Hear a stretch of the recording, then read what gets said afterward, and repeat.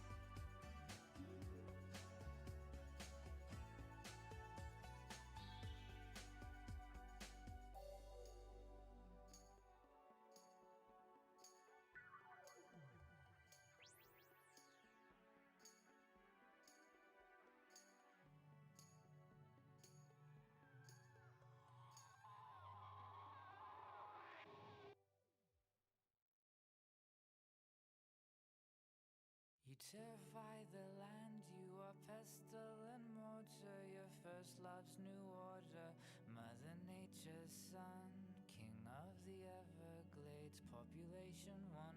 I write poetry for myself, I write poetry for myself.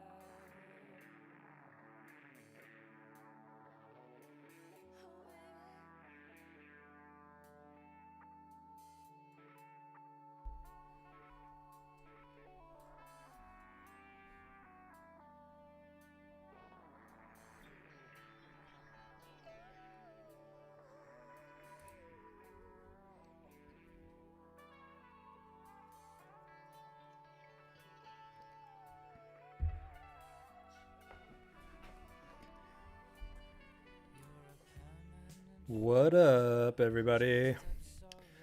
Gamma Squad, where we at?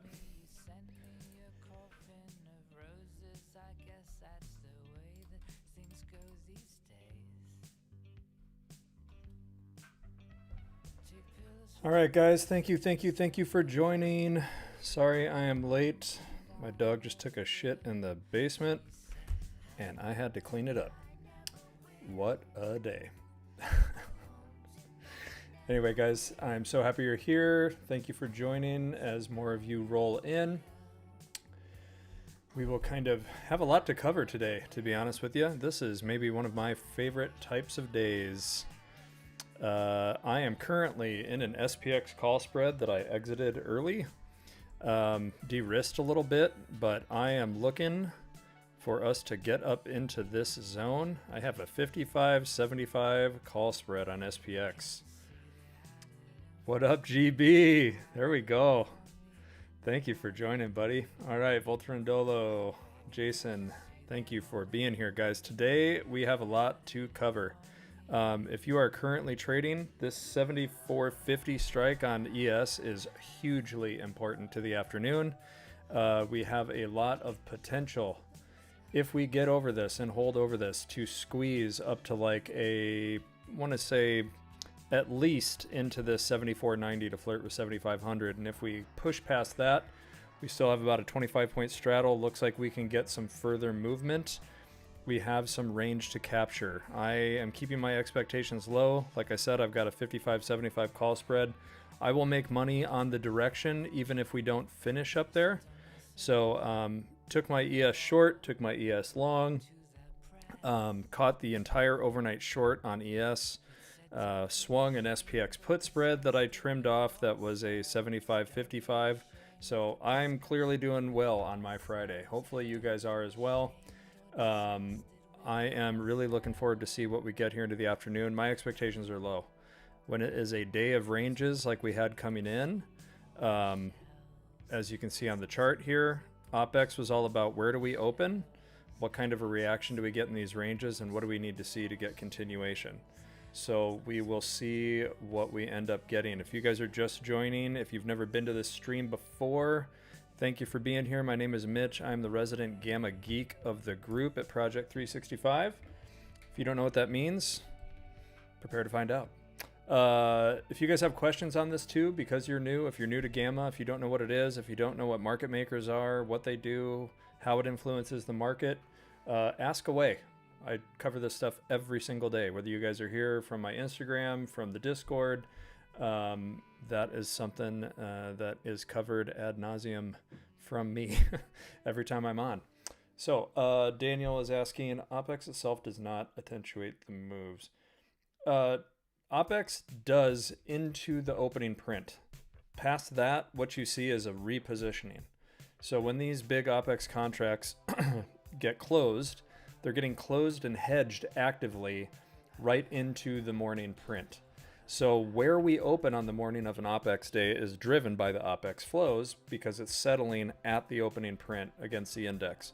So what'll happen is you're basically adding like an extra day of options contracts that have to be hedged and managed pretty much from the end of day yesterday into the open this morning. So things get really rapid.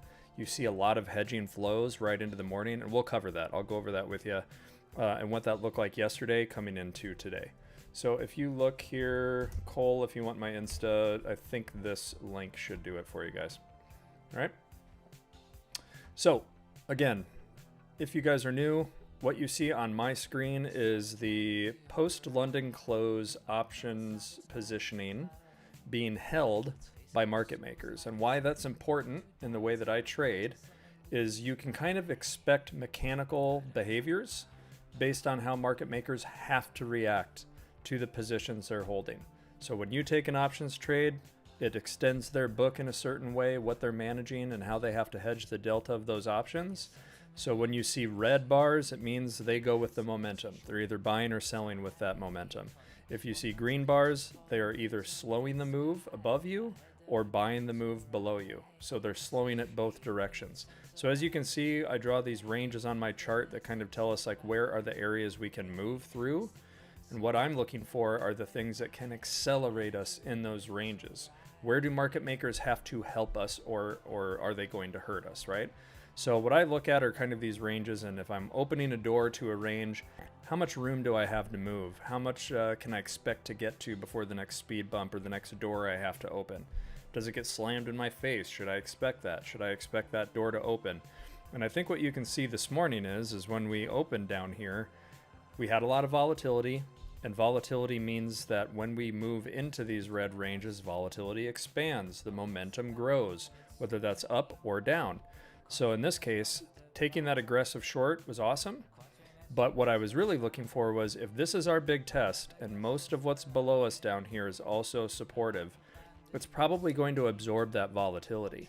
So if you go and you look at VIX, for example, from the morning, what you would be seeing is this kind of, drop right off the bat, right at the open.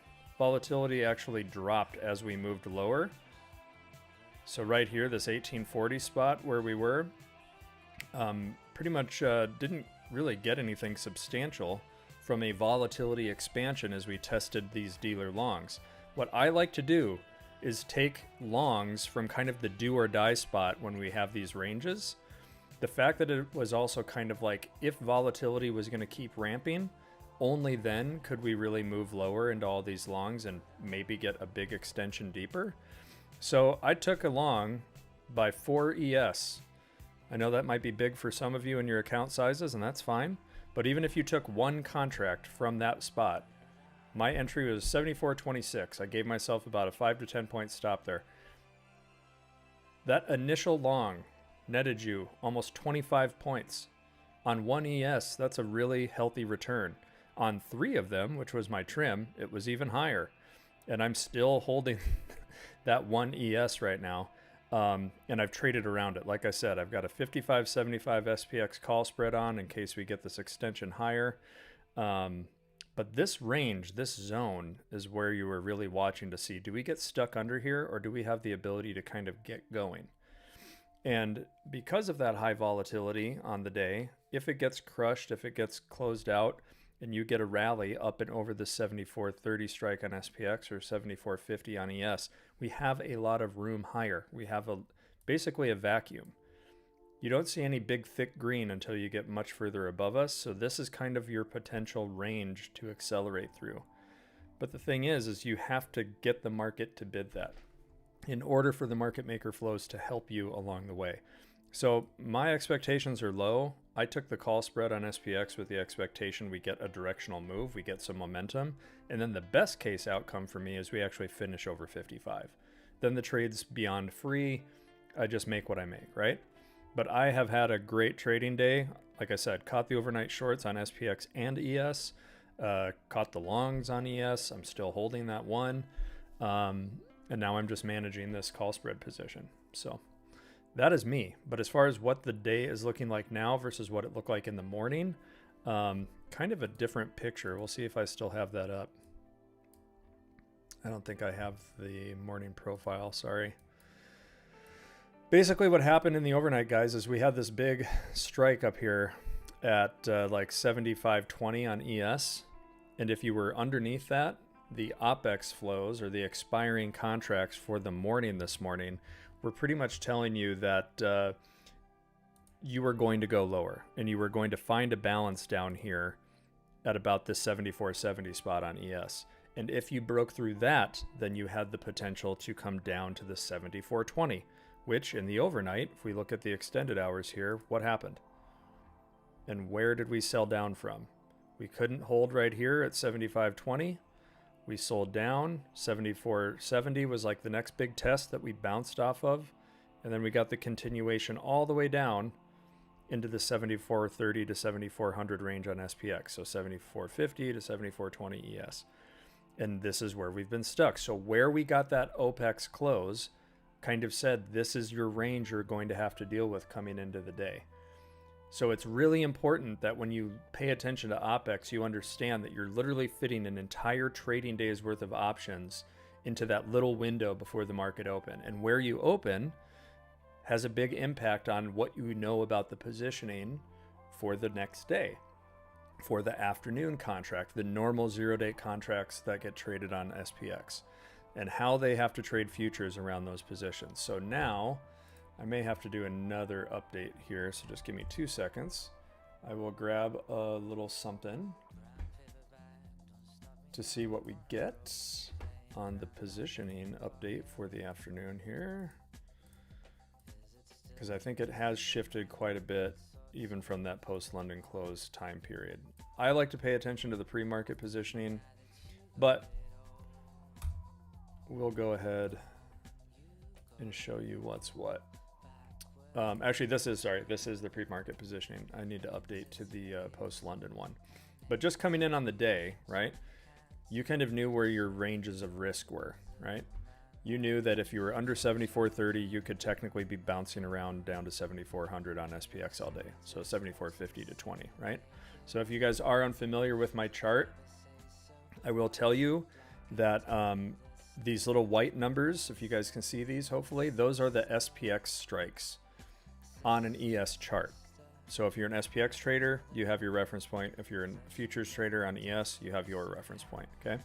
But that is the big thing on my chart. Sampha, I do love to trade both. I like trading SPX because the cash goes in my account the same day, right? Futures, I trade on prop firms. I do have a personal account where I go a little more aggressive at times because I can get paid and I don't have to worry about prop firm rules. But yes, I do trade both. But there is edge in this for both things. Also, if like you trade NQ, for example, the thing I would have been watching this morning was like if I wanted to trade NQ and capture more points off of like what could have been a 30-point bounce on ES, I think that's got to be at least like 150 points on NQ. So if I took one NQ contract, I probably could have made a killing on that same buy move from that low. So let's see what our positionings look like for right now. And if you guys have questions outside of what I've covered so far, feel free, throw them in there. We will get to them. It's probably going to be a slow day for a lot of people. I know tons of people say I hate OPEX days. You know, you're missing out, but I get it. Okay, so here we go. Intraday positioning shows largely what I was talking about. Still the same ranges, right? Still the same kind of tests from the pre-market. You either get stuck into this lower range and like maybe grind down, or if you hold over 74.30, something I like to talk about is the idea of like decay. The deltas on these options that market makers are holding drive what they do through the rest of the day. It's the idea, it's called charm. If nothing else happened and there was a map for you and it said you either go here, here, or here based on where you are on the chart, that's charm. How does the decay of those options and where we are relative to them dictate how much futures market makers have to buy or sell just on the passage of time? Just on time, they're passively buying or selling futures as the day moves on, right? That's how sometimes you kind of just see this steady, slow grind or drift to certain spots on the chart. The idea of pinning happens there. So what we're seeing here is that if you're over 74.30 and you're over 74.35 on SPX or 50.55, we're probably going to want to drift higher, right? And we have some momentum areas where market makers will compel us to do that. They will buy futures as we move higher. And then they're buying futures because of everything below us as time moves on. So the floor just gets a little bit stronger, right? So from here, what we'd be looking at is, can we get that extension into this upper range? And then we have some little pit stops to grind against, and maybe you can pop a little bit higher. So what I am looking at in tandem with this information, right, is what does the straddle say? And the straddle price right now is about 25 points. So if I said, what is 25 points either side of where we are?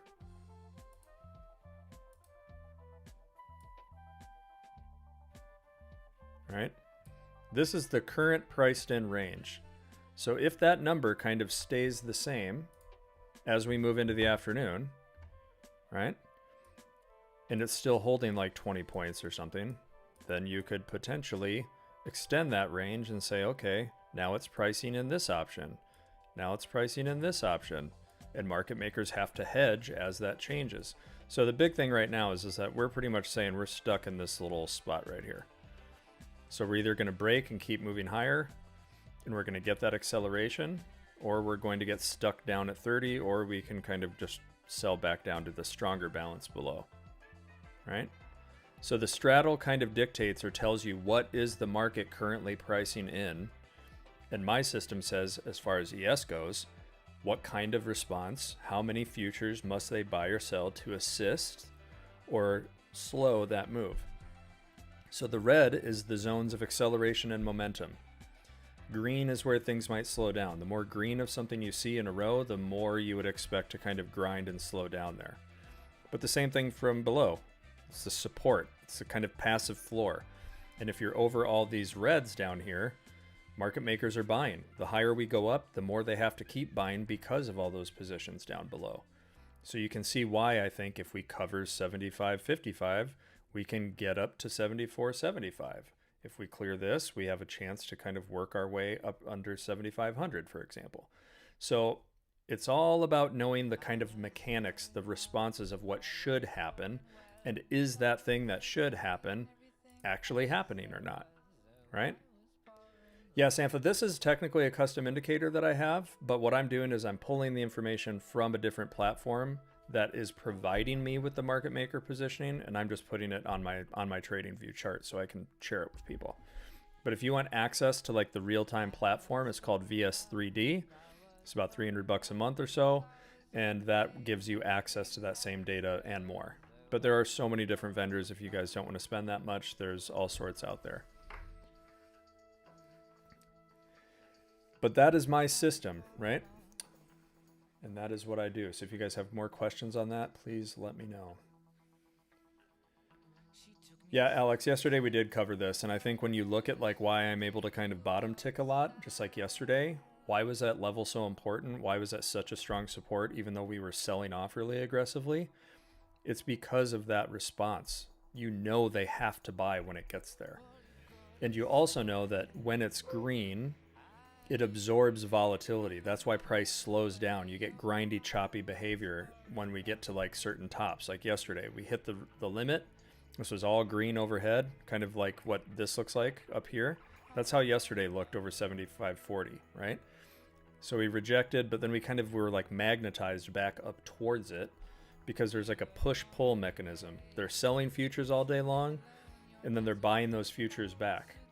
So the same thing down here. If we're over all these red positions, right, all these dealers are net short down here, and we're above them, market makers are buying until the close as that delta goes to zero, because they initially like might have sold down here, but now they have to buy because they're short that position. There's a lot of mechanics to it. All you need to know is red or green. What are the ranges? How would we expect to move through them or to them? So that's why for me, I like trading SPX spreads instead of just naked calls and puts, because I can literally define a zone. If I was short on SPX, I would be like buying in here and saying, if we move through 74.45, I think we could get to 74.20, and then I make money on the in-between, right? But if I'm short ES from here, what is telling me I should be short? And how do I define my risk? If I think we reject right here, I can take like a 5-point stop, because I would be pretty much proven wrong immediately, because I know that's momentum. If there's a strong bid, we're not just moving through that, we're moving through it quickly up to 74.70, for example. But if I'm right and we fall back through this support at 74.50 here, I can capture all of this if there's volatility and momentum, right? Because it wants to send me down. If there's strong selling, I can capture down to at least 74.20 if it works in my favor. So that's how I like define my risk, right? I know the expected behavior. What I know right now about the 74.30 SPX strike though is, or 74.50 on ES, it is support right now. They're buying the dips, they're buying the pressure. That's why like VIX isn't ramping as we kind of wick into it, right? Because it's absorbing volatility, because they're buying ES futures just by us being over or at that strike. The only way that changes is if we're down below it, right? And then it becomes a ceiling. We're below that strike, they're selling futures against me. Okay? It's absorbing the upside volatility at that point. So something to think about. All right? Anyway, did anybody else have some trades they took today that didn't work out or did work out?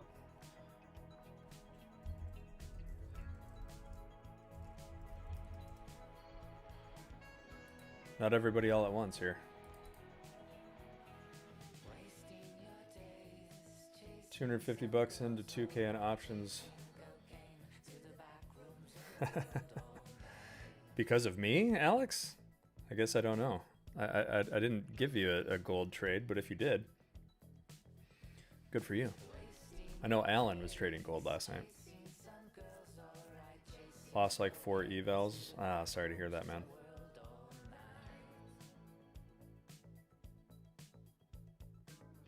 Oh, yesterday. Yeah. Well, I'm glad to hear that, man. Yeah, that's the thing about options, guys. Like futures I love, right? Because it's about points capture. It's like a video game. How many points can you capture? That's why I like using this. I know the range. Like what should I be targeting, as opposed to like there's days where like I said, I'm in my last runner from 74.26. So I'm going to just highlight that real quick so you guys can see my entry. I let it prove that support as it moved lower into that 74.20 exposure. I took the long at 74.2650. I trimmed here, and then I trimmed here, and then now I'm pretty much in this last runner. So I'm up 20 points right now on that ES. If we move into this higher range, I'm looking for like this, and then I'll just trail my stop at like 74.50. So at the least, I get that 25 points, right? But I was able to take that long saying I'm expecting to at least get to 74.50. I was expecting that kind of range.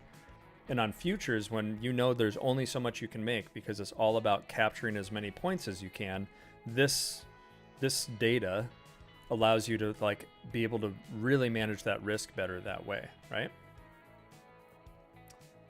Still looking for my first trade. Missed the bull push earlier, didn't chase because it pulled back heavy. Yeah. Was looking at that Jake level, but couldn't long it with confidence because it was under OP. I will say, guys, I'm not going to say there isn't something to it with regards to opening print. Like, that's a good base case scenario in tandem with levels and things.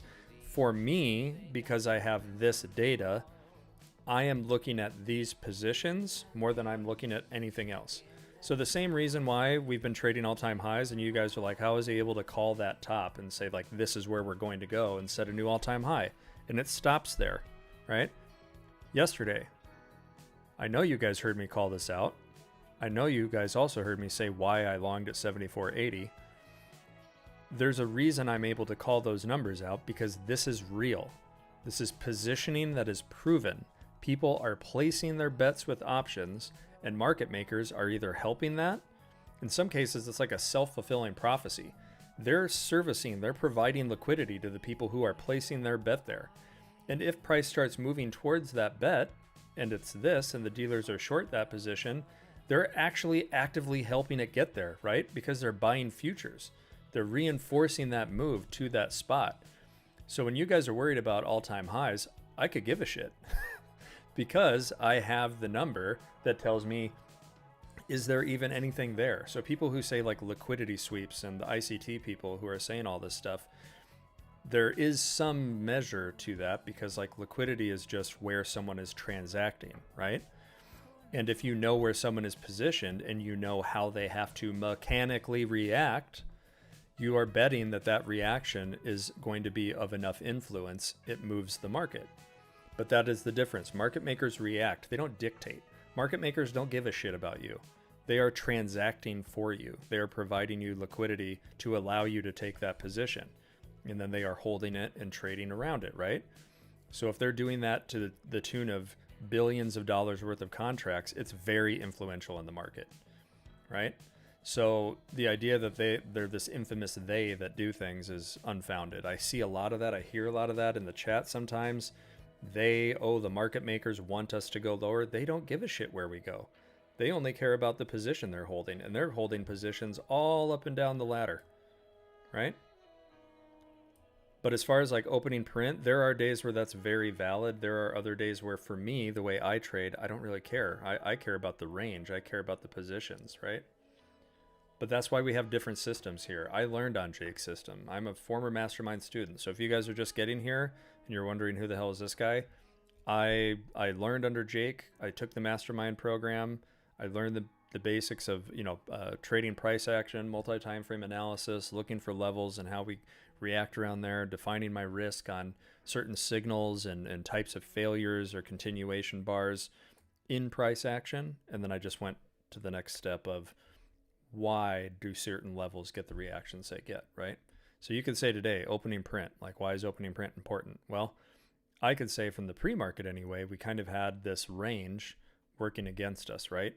We are working against this 55-50 kind of strike. This is an important area, but I'm not putting any broader importance into that opening print specifically other than like what's around it.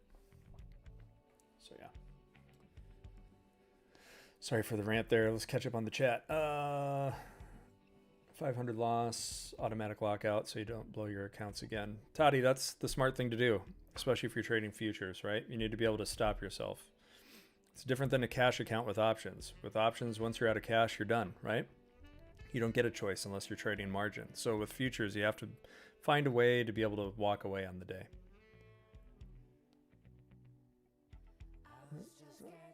Pass that eval. What broker do I recommend? I like TradeStation. I find it has really great execution and you get some really great fill improvements even. So that is my recommendation. But I know a lot of people like interactive brokers. It also depends like on how you trade and what you're trading. If you like trading different option strategies like me, I like trading spreads and flies, not just naked calls and puts. I do calendar spreads every now and again. There's a lot of power in that. So yeah. Let's see. Rob says 10 minutes before market open, the buys went in heavy, then it sold off at the open. Is that because option holders were looking to sell at a high on open? I don't know that it has anything to do with selling at a high. I think it's just a lot of that ahead of the open is, especially on an OPEX day, is just the hedging flows. Let's see. Gex is the only way to trade all-time highs. Yeah, Malika, that's true. I really strongly believe that. Otherwise, you're just looking at empty space on a chart if you're at all-time highs, right? If you don't have a level, if you don't look left and you don't see any bars that have transacted there, you don't know where you should like really be measuring. You're guessing. So I think having this is hugely beneficial because you're not reliant on a former wick or a former high or something. You can pretty much say like, is that a valid thing or not, right? But we're stuck down here, so we'll see. We just can't seem to escape the gravity of the 7430. Let's check the straddle. Yep, straddle's coming down. So it's showing about 70, let's see, 20 points or so. So right now it's saying we could, if you guys want to know what that looks like, we'll just say 20 points. This is our current range it's pricing in, right? So there you have it. All right. Let's see what we get. So the risk here, guys, is that, again, we get stuck under the 7430 and we just kind of either get the sell down, we get some steadier volatility, or what can happen is this is like a magnet, right? You just end up grinding and chopping around it. And this was actually my target for if we did sell down overnight. I didn't actually think we would get the continuation beneath it. So I figured that was going to be kind of our OPEX settlement strike, and it was pretty close, right? We tried to get that pop into the death. And that, I think, is what we finished at or settled at. Let's see here. Yeah, Cole, if you want to take the mastermind, I mean, it's especially depending on where you are in your trading journey, it's a really, really powerful thing. I think for me, as somebody who, like, I used to chase signals, and I understood the basics of support and resistance. But what it affirmed for me was like how to have more edge on my side. So if you're looking at multiple time frames, right? Multi-time frame analysis tells you essentially like what is lining up more for you to make that position more or less likely to succeed. Because like Jake says, everything is a coin flip, right? So if you're flipping a coin, the idea is you're basically going to be able to flip it and have it land heads 8 out of 10 times instead of 3 out of 10 times or something to that effect. Like, to me, it's almost like if you were playing a game and you needed to get a certain number, right, to win, and you only had one die to roll. Everything that you add for confluence is like another die to help you try to hit that number. Maybe that's a better way of looking at it as opposed to a coin flip. So if you have more things lining up for you, you're trying to say, I have a higher % chance of this going in my direction or in my favor. So the more that you can have lining up for you in that way, whether that's multi-time frame, whether that is looking at volume, or for me, it's like having this information, the better it is. And I think the Mastermind course was my first step on that journey to understanding there is more than just support and resistance. You know, it's like, how can I better define my risk by having more things working in my favor or lining up for me?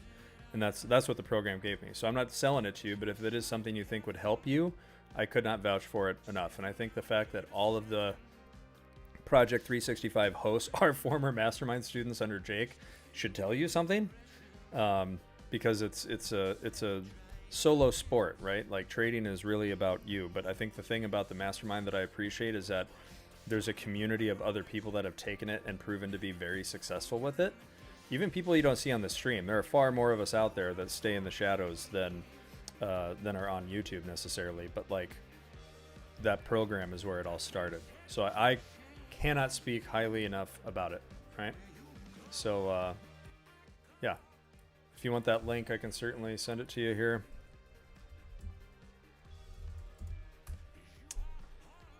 Anyway, let's see here. Do I adjust my levels throughout the day for Gex? Yes, I do. It's basically, I look at the pre-market as my most important, and then I adjust the intraday profile if it like shifted, just to see like maybe where some of the intermediate changes are. But what you'll notice is if I go back to the pre-market positioning here quick, just to answer that question. I'm going to get rid of this, sorry. the ranges for me on the day really have not changed. So we'll draw it in the pre-market and say there's this range, there's this range, and there was this one, and then there's the downside risk, right? Like down here. So if I go to the intraday profile now,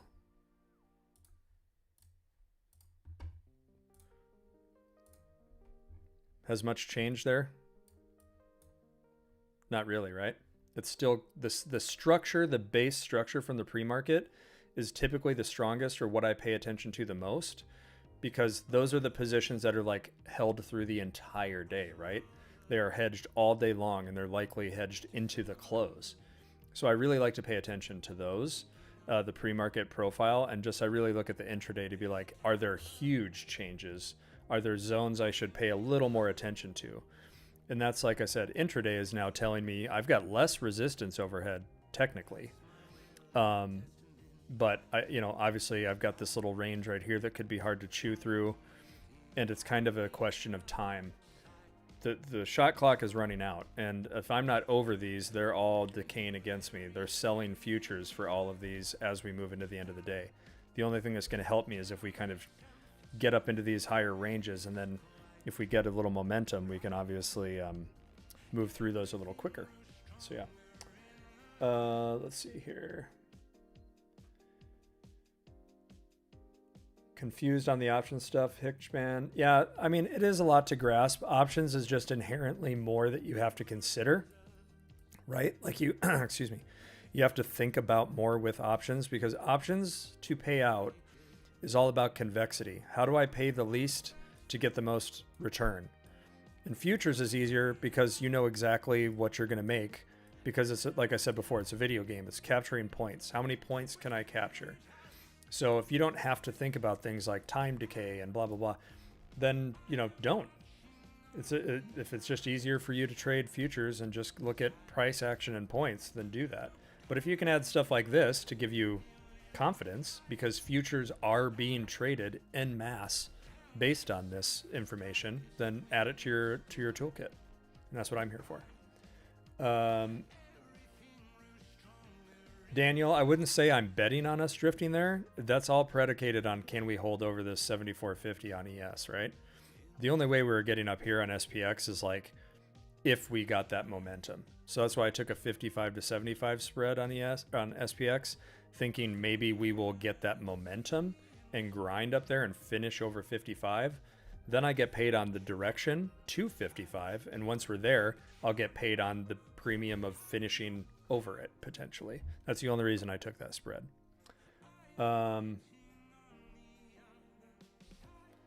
Max trades, thoughts on fair? Yeah, nah, I have no thoughts on fair value gaps. ICT to me, guys, is I'm not going to shit on anybody that uses it, because like Christian uses it to great success. I think he's more of like a scalper from what I've noticed. He's looking for like quicker moves maybe, where I'm somebody who's looking for like bigger, longer moves like Jake in a way. But I think what my takeaway from ICT is it's a lot of terminology for confluence across multiple things, but it's really about identifying support and resistance, higher lows, higher highs, and like looking for behaviors in those areas. There's just a lot more criteria to think about. And I think if, just like with this, if you can find a way to distill it down and make it simpler for somebody, the better it is, right? So not everybody has to understand the full Greeks, the relationship of first, second, third order Greeks, Vana, Vega, Charm, Zama, Vama. You don't have to know any of that stuff to use the tools that I'm using. You just have to know, where should I expect price to slow? Where can I expect it to accelerate? And what am I looking for in those areas to confirm or deny that? So for me, if I didn't touch on this before, if, then, unless. If we cover 74.50, then I'm looking for a strong bid to take us to 74.70. Unless that fails, then I'm looking for us to trade back down into this zone, or chop and grind in a tighter range around 74.50 into the end of the day, right? It's literally that simple. If, then, unless. I'm not married to anything. It has to prove it for me. And I have a plan for it. If, then, unless, right? So hopefully that makes sense to you guys. See, we've had some more people join. If you guys are here, thank you for being here. I know it's kind of a slow Friday. A lot of people hear OPEX and then they just like disappear for the day. So if you're here at all, very much appreciate you guys being here. Super excited to have you. I am the Gamma guy. My name is Mitch. I'm a former mastermind student under Jake Ricci, Rake Trades, if you were familiar with him. And I use market maker positioning, or the dealer positioning, and knowledge of the Greeks around options and how those options are hedged by market makers to manage my risk and look for ranges to trade on ES and SPX. Guess what I'm trying to say is you play only ES, or is it a bundle, or you pay for different futures levels with the subscription? Allies, Ali, this is just for SPX, but you have the correlation with ES. It's really easy to understand. And I think the platform at some point that I use in the near future is going to just like have a toggle for you to say, like, show me these numbers for the ES strikes instead of SPX. So there are ways to do that, but it's not for NQ or anything. No, there are platforms out there that claim they can do this for NQ, but it's not valid. Because it has to be correlated to NDX, which is far less liquid than SPX. But your mileage might vary. So, yeah. Let's see here. Catching up on the chat. Sorry, guys. To your chart, you're saying it looks like we go higher rather than lower. Yeah, unless there's volatility, and unless you're getting a strong sell under 74.50, the idea is we are going to either grind around it marginally, or we should get some drift higher. That's what this says to me. The only reason I think we would sell down below is if you got some aggressive selling and some volatility to move you through this. The longer you are over everything down here, like, just look at the shape of it, right? If I'm just looking at the shape of this, the fact that it goes from from large to small, this is telling me that it wants to like find a higher level, right? So look at that on these other ranges. Bigger, smaller, smaller to a balance here. But it's conditional, right? If you're not over these up here, they want to point to a balance lower, right? So you take the totality of everything that's out there and try to figure out, like, where does it want to go? What's a strong balance on the day? That's kind of the idea here about just the passage of time. If nobody's bidding in the market at all, if we just go absolutely nowhere, nobody's buying or selling, just the options positions decaying alone is telling you that if you are over what's down here, it's going to be a passive buy. It's like I told you before. If you think about the passage of time alone dictating things with how market makers are buying or selling futures, it's like the idea of there being like a stream. There's a fork in the stream. If there's enough flow, just enough flow, it pushes you to one fork. If it pushes you a little bit the other way, right, that's where you're going to go. But passively speaking, you're kind of inclined to go one direction more than the other. So if you get some flow to help you, then that changes the stream you're going to flow down. The current is going to take you somewhere else, right? So that's the idea of that, is like where the support is. So if you know that like the passage of time alone is just going to kind of keep pulling the ladder up behind you, you're climbing higher and higher, we're going higher and higher. The more of these things you cover, the more that ladder gets pulled up behind you, and the more work it's going to take to get you back down there as the day goes on. So hopefully that makes sense to you guys. And if it doesn't, you know, like, we'll find another analogy. Let's see. First time on the live. Thanks for being here, Brian, if that's the case. I know it's a lot to take in. I do use the level system in a way. What I like to do is I just use confluence, right? So yesterday was a great example. Once this loads, you'll see it, right? Yesterday, I went long from 74.80, which was a Jake level coming in on the day.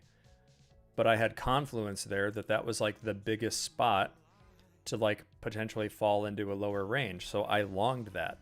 If you're looking at the Jake levels today, the fact that 74.20, this big dealer long strike, was right below, I technically took my long from like a point below Jake's level.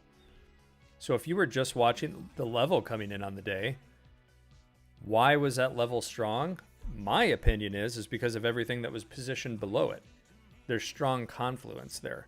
But if you didn't have any visibility to my system, you are then relying on something in the price action, the bar by bar price action, like a 2-minute chart, for example. You were looking for this failure to go lower, and then you were buying there. If you were more cautious, you were looking at, oh, I need to wait for the opening print.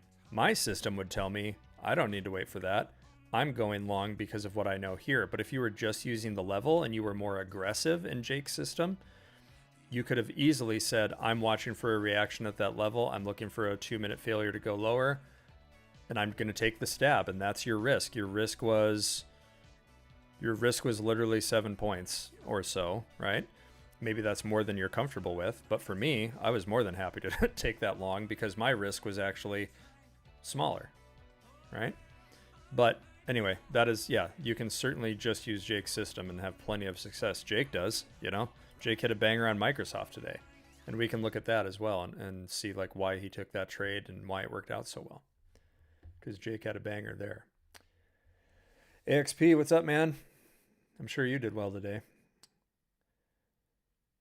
Am I familiar with options depth? Yes, RL Malika. I did use options depth previously. That was my platform. It is a little less expensive than VS3D. It is very similar, but that's kind of your. You got to know what your preferences are, what your price point is, but they're very, very similar. So can't say anything bad about it. So the green horizontal signals for buying. If it rejects, obviously not buy. I'm just curious what they are. So Jordan, if you are just joining, sorry to anybody else who's going to hear this again. Market makers are long on the green bars. So if price is below them, they are selling against you until you are on the other side. And then it turns into support. So the same reason I was long this morning is because of this big, large support bar. I was watching to see if volatility was ramping or not. It was not. It was actually going down as we kind of got down to this area. So I used that information about what market makers should do with ES at that spot to say, I'm going to go long from there, right?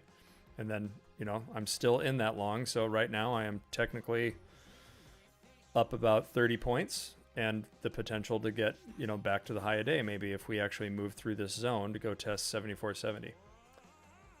And then the red bars are where market makers accelerate the momentum, right? They are either buying with you or selling with you.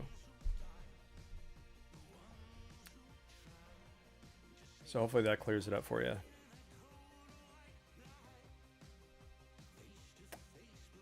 All right, yeah, I mean, that's the goal, guys. If you're here, ask questions, you know. I'm not actively in a trade that you can see on my chart. It is on my other broker, but yeah, I'm managing that one position. Like I said, I'm in a 55-75 call spread on SPX. So let me check and see what that's looking like.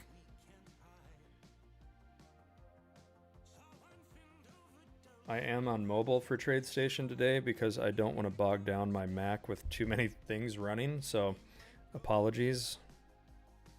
And the other thing too, guys, is like if you're new and you want to trade SPX, but you're scared of the multiplier and how expensive it is, that's why I recommend things like spreads, because you're reducing the cost.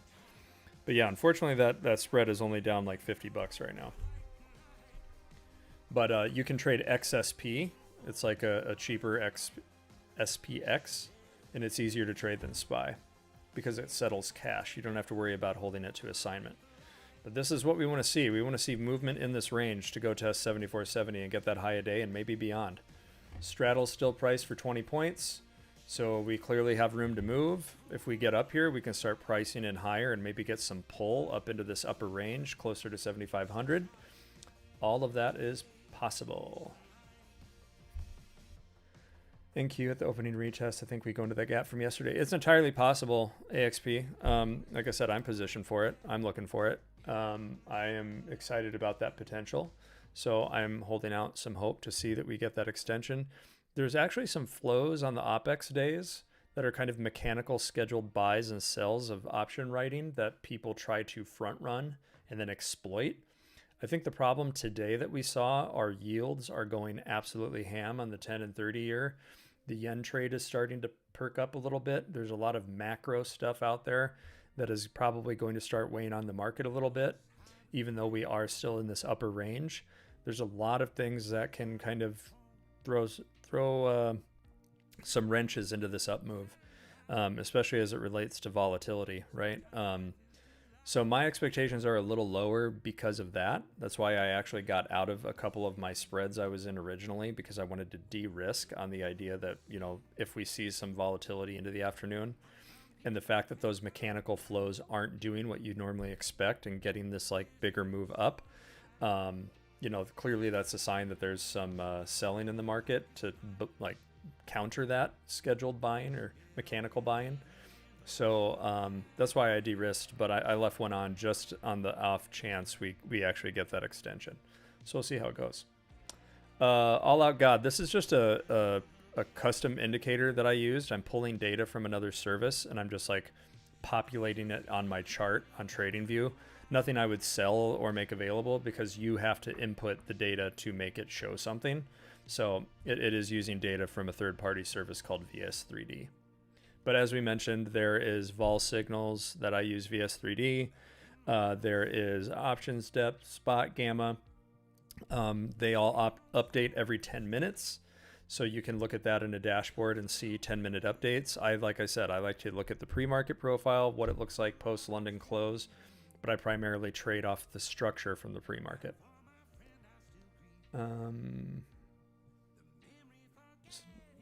Don't you need to be on margin for spreads, Alexa? No, you don't.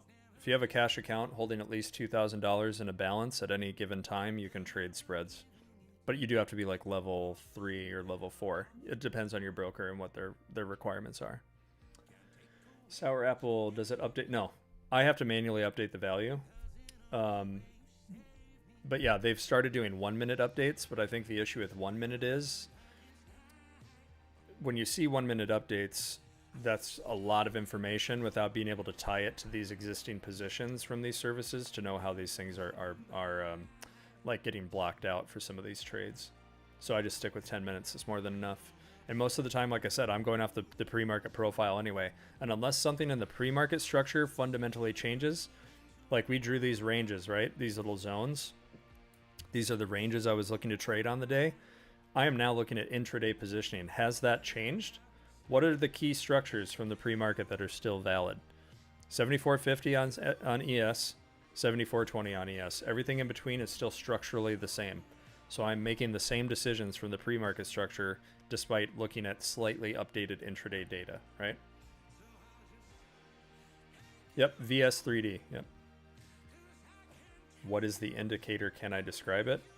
I think I just did, so hopefully we're not going to cover that again, because I think I answered that at length, so hopefully you heard that. XSP, yeah, AXP, every time I see your name, I honestly want to call you XSP, so that might not be the worst thing, just to make it simple on me. But yeah, anyway, guys, again, thank you for being here. I see we've got some more viewers watching. I know it's kind of a slow day for a lot of folks who probably look at this and say this is disgusting price action or something. I don't think so. I like trading both ways, often in the same day. So what I'll do sometimes is I'm like holding runners. I will trade like NQ opposite my ES runners to be able to take that trade. I've done that quite often, but it's been a strong couple of days. Honestly, I was really upset, not yesterday, but the day before, because I trimmed at 74.25 and missed the rest of that move for an extra 50 points. So I was pissed, but yesterday was great. I caught that whole move from 80 all the way up. So can't get mad about that. And then I caught the overnight short on ES. I caught the overnight short on SPX on a put spread.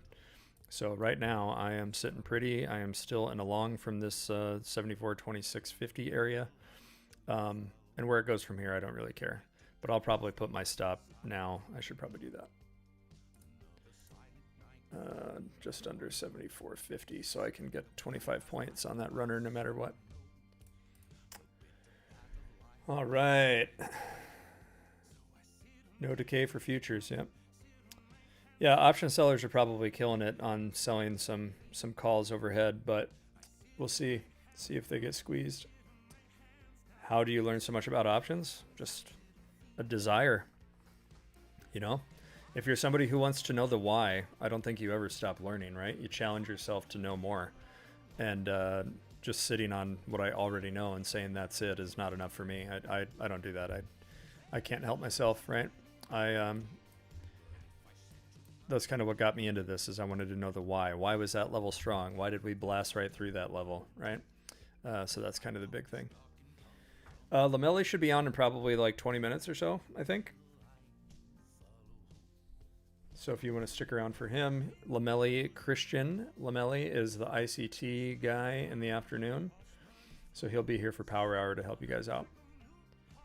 Where do I look to get this info about it? You can YouTube, man. All sorts of stuff on Gamma, dealer hedging, option strategies. I think Tasty Trades has some kind of like a daily thing that they use to kind of go over option strategies. I don't know for sure, but that's where I started. And then the actual vendors themselves, like VS3D, they have a free trial where they onboard you to learn their platform. There's plenty of information you can learn about this system from there. It's just everybody comes to it a different way. If you're like a hardcore math person and you want to know the relationship of the Greeks and how delta is affected by the first, second, and third order Greeks and how they all relate to one another, that'll speak to you. If you're more of a visual person like me, then like I tell myself stories, right? Like when I first started looking at this, guys, the way that I looked at it is I literally was like, we'll see if I can even do this. All right, let's say I've got a ball, or I'm a mountain climber, or I'm like, this is my boulder, and I've got to push it, right? And I'm pushing it up or down this mountain. So I pushed it up and I got to this. This is a poor example for today, but let's just bear with me here. So I had this ball and I got to the top of this mountain peak and I had momentum. It's going to want to go. And I've got all this red, right? And the red actually speeds it up. It's like a boost. It's like nitrous or something for a car. And it carries me through this zone rapidly. But now I got to this mountain peak. The problem is even though I've gotten here, I need to get over this mountain peak next to like really accelerate to this little peak. And right now, the fact that I can't quite get my ball over this mountain peak to pick up momentum, if I do, I'm going to go. But if I don't, where do I fall back to? Well, I'm not falling back very far. I've still got this big mountain peak. It would need a lot of momentum to send me back through here. So like if you're a visual person, you can think of it that way. Like, where's the momentum for me? What mountain peak do I have to crest to get momentum through a valley until the next mountain peak slows me down, right? So that's kind of one way of looking at it that might speak to you. But the real takeaway is like everybody comes to this stuff differently, right? You have to find a way to like absorb that information yourself. So hopefully that can be helpful for you. All right, Alice. Yeah, take care. Yeah, if you guys want to check me out on Instagram, I do post a pre-market plan there eventually. We do have a Discord, a premium Discord, if you want to follow along with like the actual trades I enter and exit and things like that. I keep my journal there. I post a pre-market plan, both video and image-based there every day. Because if I'm not obviously on stream in the morning, you're not going to see what that pre-market plan is without finding it there. And by the time it makes it to Instagram, it's kind of a little late in some cases. So as far as how much is the stuff for the Discord, I think the premium Discord right now is on sale, but I think it's about to run out. So right now it's $99 a month. And then that gets you access to the rake trades indicator, which is the blue lines you see here. So even if you had that level, that is something you could have longed off of. Like you can see, like we would be looking for a level to level move, right? So you get access to that. You get access to the full mastermind course and mentorship there. And then obviously access to us in that chat outside of YouTube hours and stuff.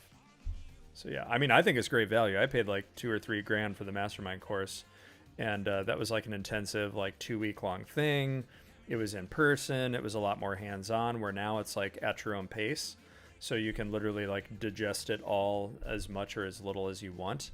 Yeah, that is entirely up to you. So if you guys are just joining and that's something you're interested in and you want to kind of trade the system that myself and Jake and Alan and Ron and Christian all started with, then you would be able to find that. Who is Rake? Yeah, Rake is Jake Ricci. So Rake is the guy who's on in the morning. So if you want to see his Instagram, you can follow along with him there. Yeah, I took a stab, Daniel. I'll do it. I think it's actually interesting, guys. I think maybe we'll do something around the Tradeify Cup stuff because it is just one contract. Like you can't just like go ham and get people that are like way out in the lead. I think it'll kind of show like who can manage their risk on that one contract. But where I think it's going to get interesting is those like the later stages, like the head-to-head stuff. And the fact that like there is no drawdown in those stages is going to be really wild. So yeah, I mean, one mini can do damage depending on the instrument, but I think before not having those limitations, like it kind of got skewed. So I think it'll be interesting to see now in this format how it goes. Yep. Why didn't I copy Jake's strategy instead of creating my own? I did use his strategy. Because like that was it for me. When I first started trading SPX, I had nothing but the levels and I had great success. But what took me to the next level as far as defining and managing my risk was adding this extra layer to it. And like I said, I just wanted to know why. Like why some days does a level get a reaction and other days not at all, right? Like I wanted to know the underneath, the underpinnings of like why things move the way they move. Why do we accelerate 40 points through a zone with multiple levels in it, but another day you don't, right? So having that information and managing my expectations and defining my risk around that information is what I found beneficial about it. So why are the sell zones like nitros to the upside? Because the market makers have to buy or sell because of how they hedge that position, right? So it's momentum. If it's buying with, the market makers are short this position, so the more they are offside on that position, the more futures they have to buy to hedge it because it means that option is going against them, right? It's working out for the customer, for example, right? So they are buying with it. So it just helps the customer. If it goes through it and they are short that position, they have to sell futures because it is moving more in that negative direction, which is fundamentally different than how they manage these green zones, right? It's all about how the delta decays.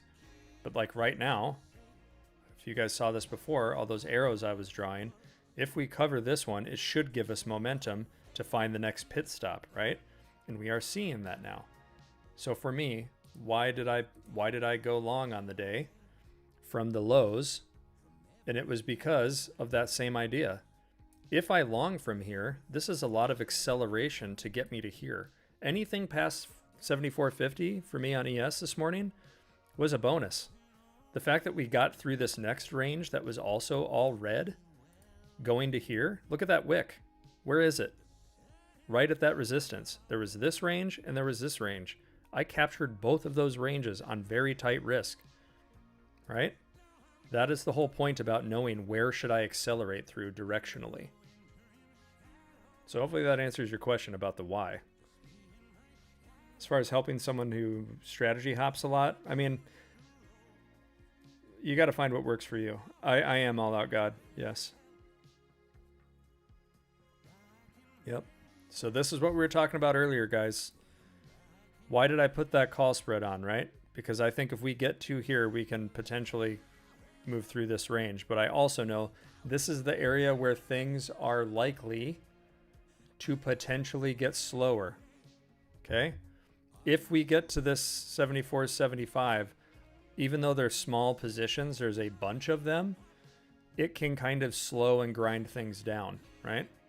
So first we've got to prove ourselves over 70, but if we can push through 75, there should be enough momentum to get us to test into this range. And if you get enough of it and volatility keeps coming down, then you get this next range you can potentially accelerate into. So when I said earlier, best case for me is getting to like 7,500 on SPX by the end of the day. What else do we know? The more of this red stuff we are over, the more it wants to point us to balances, right? So that is why I put my risk on at the lows, for all of that potential to move through, where market makers are forced to react and assist the move if the momentum is strong.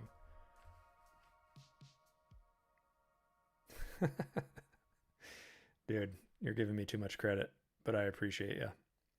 Yeah, so let's check in on our call spread. Let's look. How are we doing? How are we shaping up here? Let us see. All right, that call spread is now sitting at about $5 from a 290 entry. If you got in from a little bit lower, your entry is probably better than mine on that. And that 290 has the potential, if we finish beyond 74.75 on ES or on SPX. So if we get to 7,500, that 290 turns into $2,000, right? So there you have it. But even just catching that momentum, that contract just almost doubled up, right? $5 from 290 isn't the worst return, and it really didn't decay that much at all.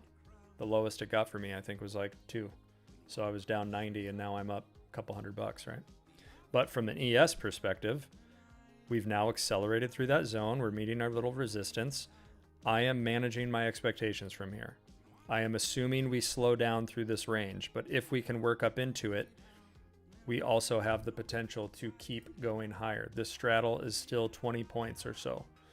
So if we can move through this strike at 74.75, we may be able to see some movement, but I expect it to slow down between 7,500 and 74.80. I expect that to maybe slow us down, right?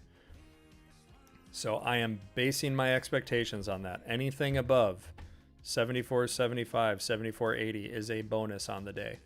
I am long from 74.2650. I am now up almost 50 points on the day on my runner. So hopefully this shows you guys the potential. Let's go, Gordito. There's my SPX boy right there. Guy's been making a killing this week in the Discord, guys. Gordito has taken his game to another level with SPX. So anyway, guys, I think we got Christian coming up here in just a couple minutes. I don't have a giveaway for you today. I apologize. I think we'll be getting back to that next week. So stay tuned on that. Might do a weekend stream and get a little weekend education. All right. Yep. We've got Christian, who I think is starting here in just a few minutes. Let me confirm. Let me confirm.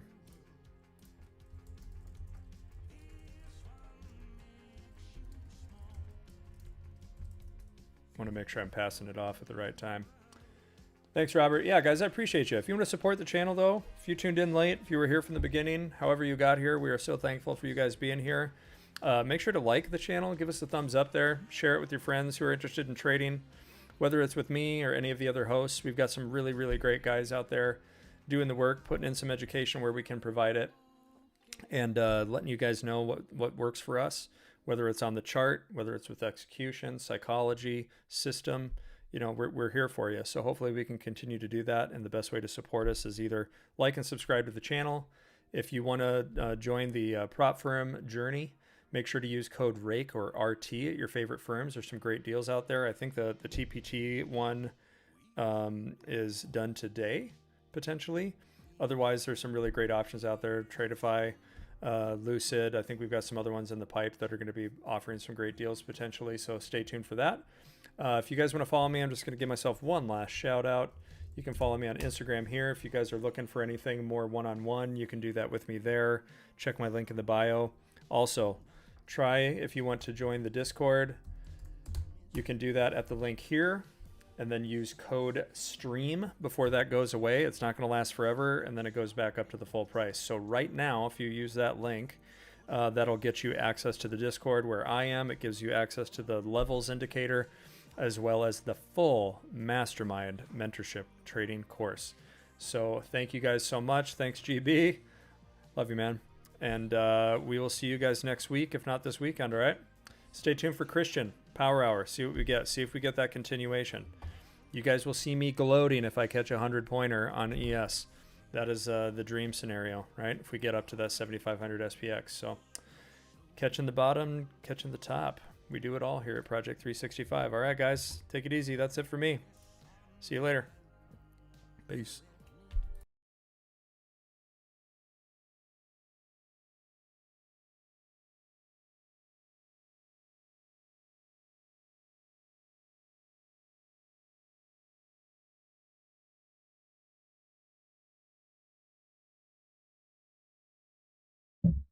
Okay, I'll set up your chat. How's everyone doing?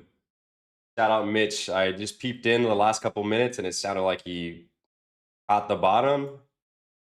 What up? What up? How's everyone doing? Oh shit, the man, the myth, the legend.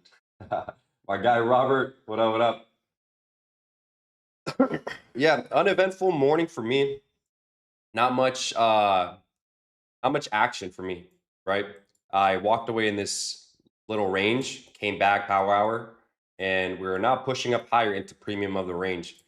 I'm waiting to see the next 30 minutes. I want us to the hourly to close essentially, and then look for a pullback to see if we can catch some sort of continuation play into PM session. What up? Let's fucking go, Brian, my guy.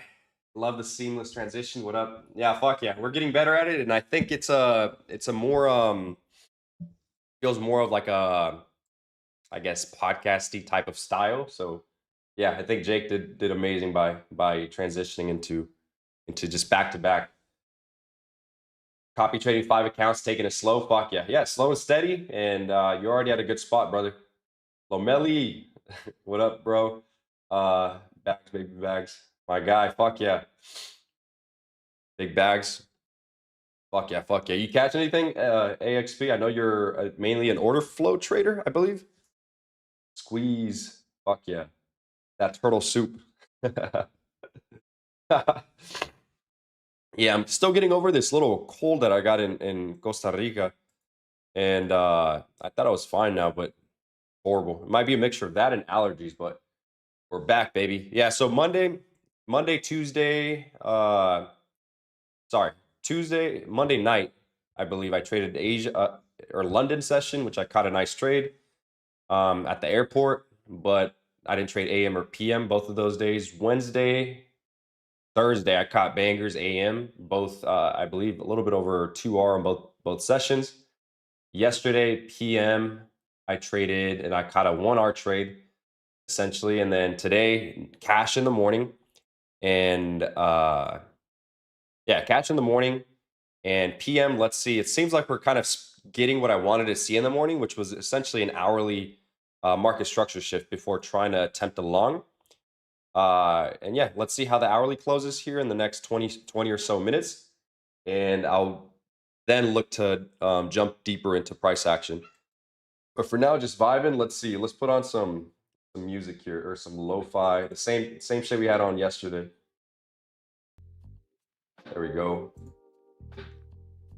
Same thing we had on yesterday. You guys catch anything this morning, or were you guys also cash? Yeah, I got in longs from NQ opening retest. Okay, yeah, that's an area that was essentially, if you did take anything, it was the area of interest for this continuation that we are now getting higher. So good shit on that. Happy Friday, Lomeli. Victoria, man, appreciate you. You've been officially one of the top names that I've seen in every single stream. So is fucking Robert. You guys are fucking amazing. What is the SSL line you got down there, brother? It's just a swing low. It's just a swing low that in the morning I was coming in with or I guess we'll hop into the charts here. So in the morning I came in with the premise that the daily was essentially getting a pullback into that daily order block, which we literally tapped and rejected. Daily fair value gap. And same thing with NQ, but ES was showing more relative strength. In the morning, the 4-hour was essentially selling off into my area where the daily would essentially have a pullback. So that SSL level is sell side liquidity, which basically just means swing lows right underneath us, which I thought if we could continue, those were the levels that would essentially get taken out, which we didn't. So I just left the level up. And now we're getting essentially what I wanted to see. I wanted to see a 1-hour market structure shift within the first 30 minutes, but we failed to close above that last down candle on the hourly.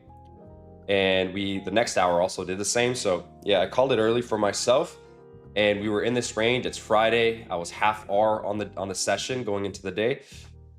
So yeah, I managed myself well, managed my expectations, and that's one thing I feel like took me to another level in my trading, is going into a day, managing my expectations. It's like, what am I expecting today, right? Historically, my Friday, and I made a story about this on my Instagram. Historically, my Fridays aren't the best, right? So in order to combat that, I size down on Fridays.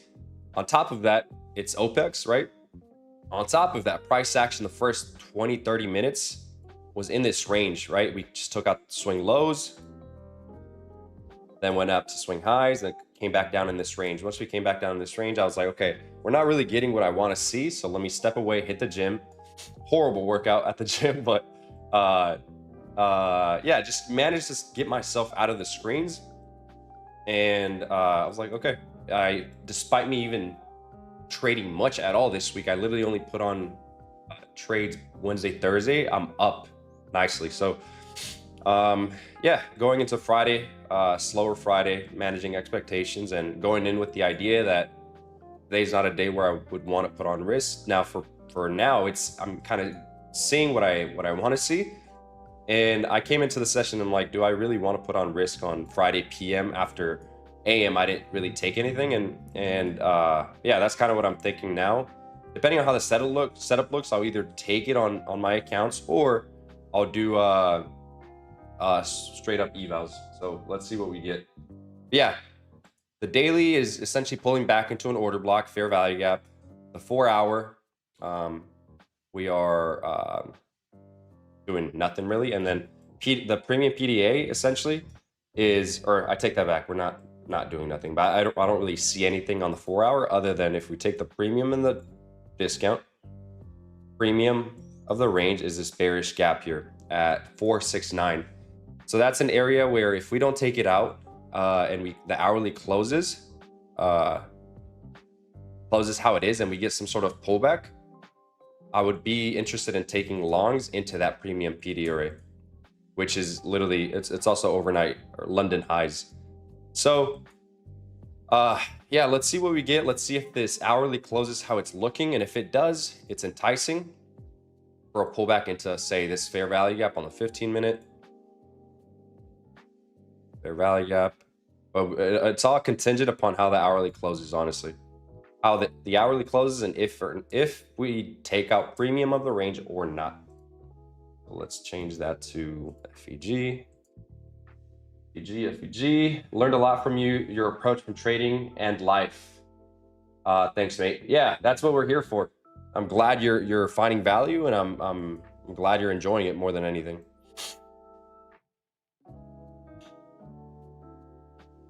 You see why I was taking shorts yesterday at the level? If you look at 750, had a way too much buying, so it acted as resist. Yeah. No, I saw your thesis as to what your trade consisted of, and yeah, it was amazing, brother. So long you have a game plan around it. The only critique I made, I remember earlier on, was that your trade management wasn't the best, in my opinion. Letting go, I mean, it all varies trader to trader, but for me to be at 4 or 5 R almost and give that away on half my position, I wouldn't necessarily, for me, that doesn't work well with my psyche. So, but as far as like trade idea, bro, you're crushing it. Just do evals, don't ruin your weekend, brother. Yeah, we'll see how we set up, and more than likely probably we'll do just evals, just to finish the week strong. But even if I do put on risk, it'll be half bar, so it's not really, it's nothing. To put it into perspective, if I'm up 6, I haven't done the math, but 6, 7 R, me taking 1/2 R trade isn't gonna fucking kill me, right? Like literally, if I'm up, call it on the low end 6 R. I haven't reviewed, so I'm not sure, but I have an idea. If I'm up 6 R and I take 2 1/2 R stabs, for whatever reason they're both wrong, I'm still up 5 R. So yeah. Whereas if, say, for example, they were, say, another reason why you guys shouldn't follow it, say they were 2 losses, right? And you guys are coming into the week red, and it's your funded account, you're buying, you're going full in and you lose. And so it's like, yeah, it's just a reminder, right? Don't copy, come in here for the game, the knowledge, as I do believe that it's fucking unmatched. Project 365 is crazy. If I had this when I was fucking back in the day when I was door dashing all day, man, fucking game. You don't have to trade every day. Yeah, bro, literally, Robert, just how bro, Umar has been a big influence. Umar and Jake have been both big influences in my trading career. And Umar, he had a podcast yesterday that I listened to that I mentioned yesterday, and it kind of hit me yesterday at the gym. I'm like, fuck, like I've had this mentality, but now him reinforcing it kind of gave me, I'm like, okay, this weekend I'm gonna review and kind of double down on that, which was basically along the lines of like, out of 20 trading days for the month, he looks to trade about 10 of those days. Don't quote me exactly, I might be butchering what he said, but it was along these lines. He trades 10 days out of those 20 days, and out of those 10 days he looks to put on size on 5 of those days. So for me, I'm a low volume type of trader, right? Meaning that I don't really trade, I don't take 10 trades a day, I don't take 5 trades a day. I take at most maybe 1 trade a day for just 1 session, right? For my AM sessions before this whole project started. So yeah, it's a kind of going back to what I think Robert was saying. You don't have to trade every day. And for him, he mentioned something that kind of stuck with me that I feel like might stick with you guys, which was in trading, he was like, I'm not in here to be here 6 hours to try to make money. He's like, no, I want to make the most amount of money in the shortest amount of time. And for him, it means if, say on FOMC, he knows historically that it's more rangy on Monday, Tuesday, leading up into Wednesday FOMC. So what does he do? He doesn't even show up. So he's trying to maximize, and the days that he does show up and he has conviction and he has a read and he has a overall directional bias and he knows what he's looking for, he puts on size. So that was it's something I was kind of already working on, and it kind of reinforced it, and it's been forefront the last day.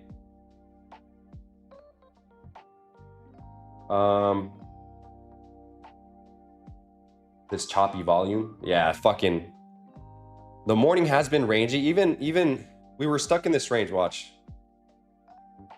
it hasn't been the worst action, right? The first 15, what was it, first hour?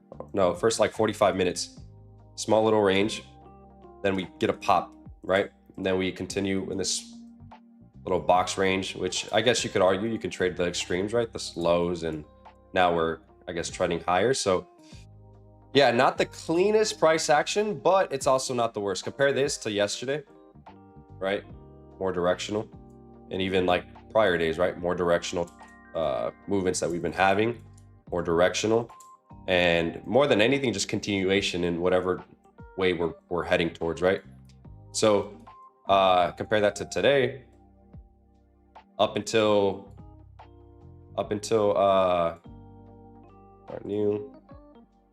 literally the last like 20-30 minutes, we've been having some sort of movement, right? And I'm not for me personally, where I just leave, where I trade mainly NQ and ES, it just means that I have to remain patient and disciplined enough to not touch anything else. But let's see how the next 15-minute closes here and see if we get anything here. But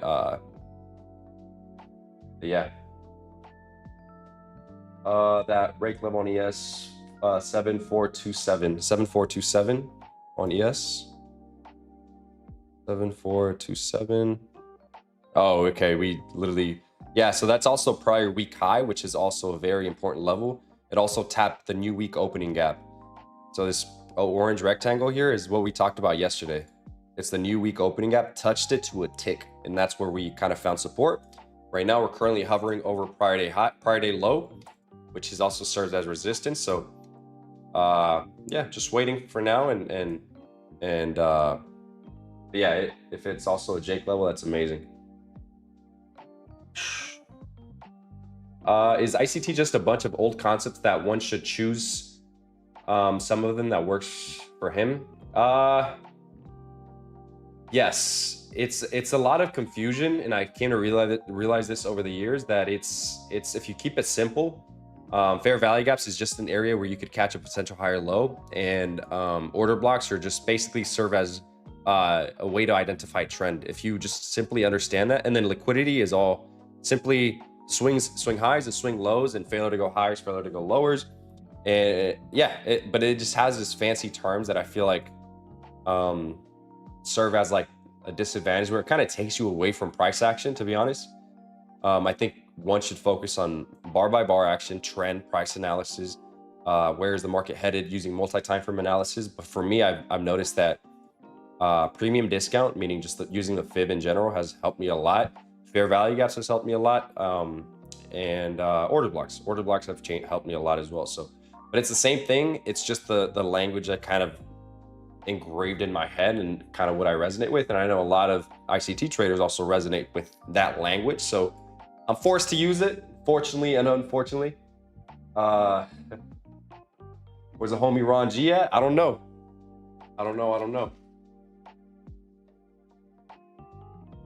Started listening to that Umar podcast with the 15 Unprofitable Traders. Is very good. Yeah, I think everyone should watch it, honestly. Everyone should watch that podcast. And it's very insightful in my opinion. Because you get to see that every trader kind of deals with similar shit. And yeah, every trader deals with similar shit, and his answers were pretty good. Project 365 is going to produce a new group of consistently profitable traders the same way Mastermind did. I firmly believe that. Same, but it's only, out of everything, it's only a handful of people. Given that it's free, it's highly, the mind works in a way where if something's free, you don't really value it. So although a lot of you guys are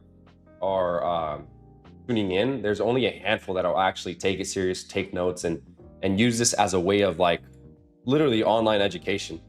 And those who do are the ones that, like you said, are going to be part of the group of consistently profitable traders. And yeah, Jake posted something yesterday on his story that kind of would be a nice slogan for Project 365. He said, "Why not you?" I like hashtag why not you?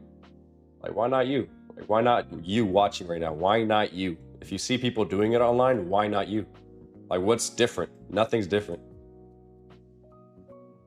I just read the bottom of my screen time. Someone said my screen time's been super bullish. Fuck. I think that dude TG Capital think the same. Big thing that hit me from the podcast was knowing what my A+ setups even is. Like, we talked about it, but we actually got to know what setups and game. Yeah, exactly, brother. Yeah, you got to be able to understand like where does your edge excel, right? And it's one thing to have a process, but it's another thing to have setups. You need to have a process, and that's kind of how you're able to read price. And your setup is what determines your pocket of entry given your process, given market conditions. So it's a multi-layer facet that I think most retail traders miss, because people think, okay, I just need to buy a potential higher low and that's that. No, fucking stupid. You gotta, it's a culmination of everything that comes together into decision making, because you're performing high decisions at a very high level involving money, right? There's this book that I read, which was shit, I forgot what it was. Most of you guys might remember this reference, which was, it might be one of Mark Douglas books, but it said if Tom Brady was given a contract for every, but it was contingent upon the bad throws he made, he would get deducted money from his contract. He would be a much worse athlete, right? Because now if he throws a bad throw, he's thinking, man, but I just bought this, I just bought that, I'm gonna lose X amount, I'm gonna lose 10,000 because I threw this bad throw. So that's what makes trading different, that it's a performance-based sport that you're kind of paid on your decisions, and you have to trade the same way after every throw, or in this case, after every trade. And it kind of put things into perspective. Like, you're an athlete, right? And all you got to do is focus on the next good throw, the next good trade. And with that, right, you have to understand what your process is, what your system is, what your edge is, what your setups look like, what is an A setup, B setup, C setup, what risk is according to all of them, how many trades are you taking a session, how many trades are you taking a week, a month, what your you're the boss, right? Like, what's your trading period? Is it 9:30 to 11:30? Is it you're only there for the first 30 minutes?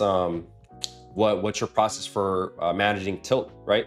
Like, that's a whole nother layer of trading that most people oversee. So unless everything under that whole thing, I guess you call it, under that whole umbrella is to check, you're not doing your best. So I think it's a whole multifaceted system that I think is culminated together to form what we call a CPT, or what Mike Bellafiore calls a CPT, which is a consistently profitable trader. Unless everything is checked off, you're not going 100%. But yeah, it's an amazing podcast. I think that TG Capital think the same. Who's TG Capital? Yeah, I didn't realize it was prior week high mad confluence. Yeah, it's fucking a lot of good levels around this area, which could be a good PM session going into the end of week. And shit, let's see if we pass some evals here. Or not pass, I have a couple that I just picked up.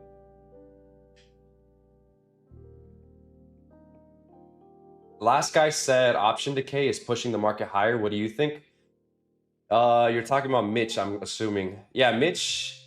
Yeah, honestly, I know nothing about how Mitch trades. I know nothing. I just know that he's more into reading option flow. And yeah, to be honest, all I really know about options is what I learned in a little book, and it was yeah, I just don't know. I just know that he's able to pick certain spots in price where price could potentially reverse from, and he's amazing at it. He's the GOAT at what he does. But yeah, I mean, I'm assuming if I were to think of it from a trader's perspective, the market OPEX is market is pushing price into one area, so people make or I don't know how that works. The whole option market, it's a whole different instrument, but I know price derives to certain areas where people have a lot of money in, or these big market makers have a lot of money in. So maybe that's what he means. He can talk more about it, but that's your guy for options. For me, I just simply look at price and I try to keep it, for me, simple, which for me simple means charts. And for everyone, I guess it's simple. Like for Mitch, it's simple for him to look at what he does with options and identify a thesis, and he's great at it. Now, if you talk to Rake about what he does, or Jake, price action, bar by bar. If you talk to every trader will have a different answer. If you talk to another trader, he'd be like, no, it's order flow. Order flow is where it's at. And I think that's what Mitch does too, partially. I might be wrong. What's up, Lomeli? Any trades today? No, nothing for AM and PM. We're cooking. We're waiting to see if we get anything. I'm waiting for the 11 AM candle open, seeing if we get a pullback into like basically that 15-minute fair value gap, to then look for a continuation into premium of the range. So that's kind of what I'm looking for. Hourly. Yeah, that's kind of essentially what I'm looking for here, the next 5 minutes or so. But no, I'm up nice on the week. Like I mentioned earlier, and today I was going in with the idea of half hour. Nothing presented itself the first 45 minutes to an hour. Went to the gym, came back, saw this range, and then we're now trading higher. What about you, RJV? You were the TPT account giveaway winner, right? Correct? Or is it, there's two people with like that same acronym. One is like JTP, or I think, Jay, my guy. What's your strategy? I trade price action, confluences, just pretty much meaning higher highs and higher lows, multi-time frame analysis. I trade ICT, which I literally just use fair value gaps and order blocks, which is, to keep it simple, it's just finding potential higher lows and looking at market trend. And I keep it very, very simple.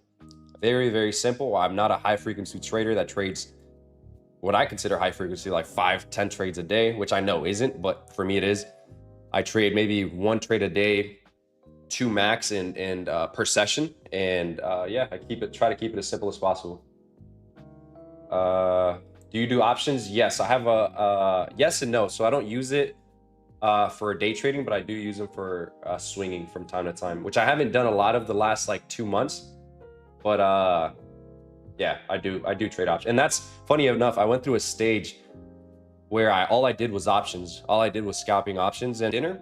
And I have so many stories that I'm gonna save as highlights so you guys can go back and see them from 2020. Essentially part of my whole trading journey has been documented on these stories on my Instagram. And I would post like my small wins, like the small account wins that I would do back in COVID time. So it's kind of humbling to go back and look at that, because I was posting in that page 2020. I stopped posting like in 2022. I had probably like 50 followers in that account, which was basically like close friends of mine that were just following me, right? I wasn't really posting anything, just posting literal stories. I went through, what was it? Literally like 3 years of not posting anything on that page, and then went full on being consistent on posting reels back in August, and now we're close to 10,000 followers, which is fucking crazy. That was my goal for the end of the year, 10,000, which we got. We're almost there. We're like 800 away, I think. We're almost there, chat. But yeah, I documented a lot early on. Trading in the zone. Okay, yeah, so it is trading in the zone. Yeah, I figured. He was on that Riz podcast. Okay, fuck yeah. I'm gonna have to check that one out. The new hour is gonna be crazy bullish. You think so? I'm hoping to see if we get a pullback on that new hour. If we do, again, I'm more than likely gonna attempt it on some evals here, just to finish off the week smoothly. Option flow is what drives indexes, though. Yeah, I don't know about that. Is it still on? Yeah. So I don't know about that. I don't know. Again, I don't know. For me, what drives price is price action.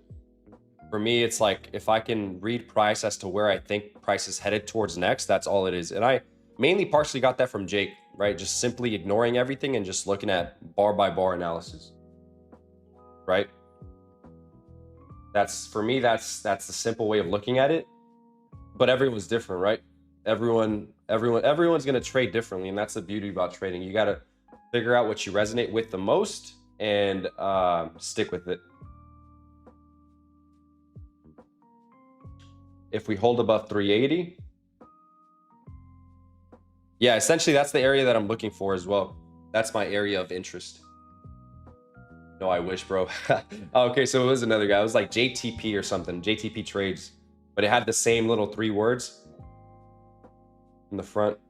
Took along at 680 Eastern, 648 Eastern for a nice long, about 40 points. Fuck yeah. Oh wait, 648 Pacific. Okay, 648 Pacific.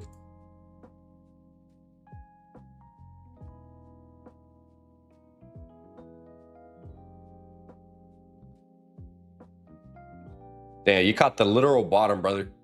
Good shit. Good fucking shit.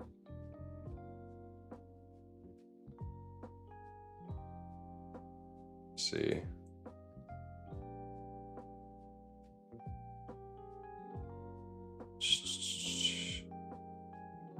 Yeah, now literally just waiting for the 11 a.m. candle to open, and hopefully we don't take that premium of the range.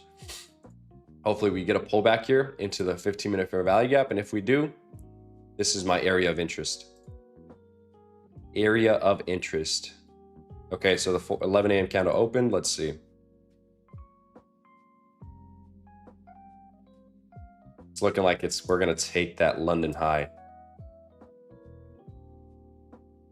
Good shit, bro. 10K soon. Yeah, Ramirez. I think, let me see, how far am I? I'm literally, I ordered a big whiteboard to start creating more reels at home. So that should be coming in today, which I'll keep the same. Yeah, that's a whole nother game, honestly. Marketing is a whole nother game, and which I'm fucking pumped for. I'm pumped to treat it as a game. Like, I'm new at it. I want to grow as much as I possibly can, and I'm excited to just try to experiment different things, right? But fuck yeah, thank you, bro.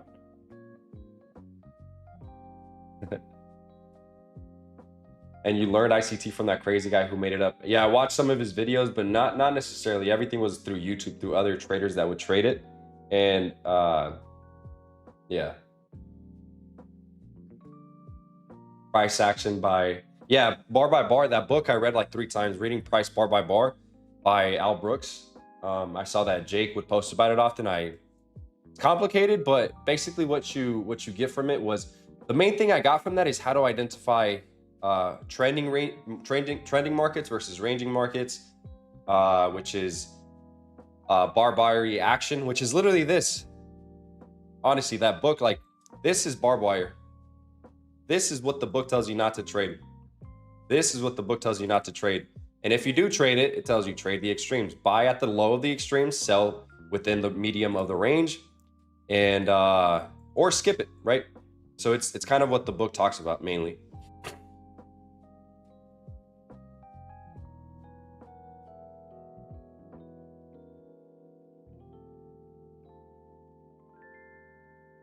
Yeah, but fucking, let me see.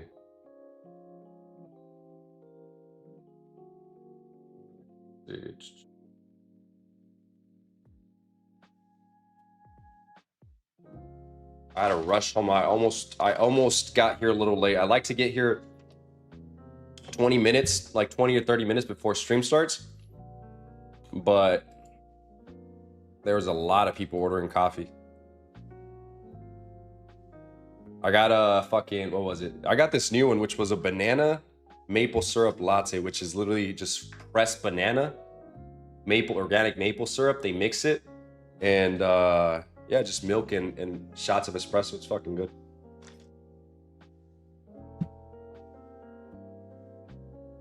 Let's see what the 4 hour brings here.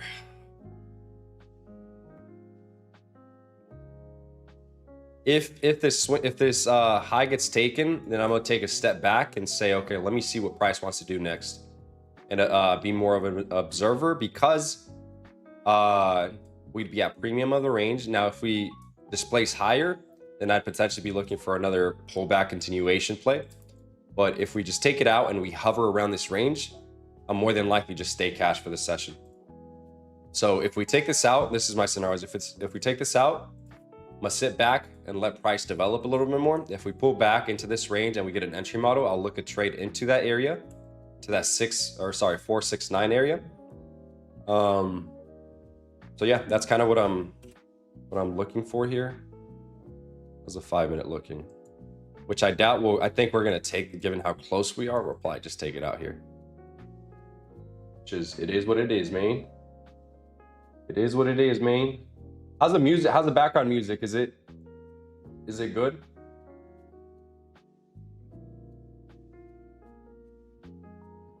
Bro, are you trading full time? Yes, Disco.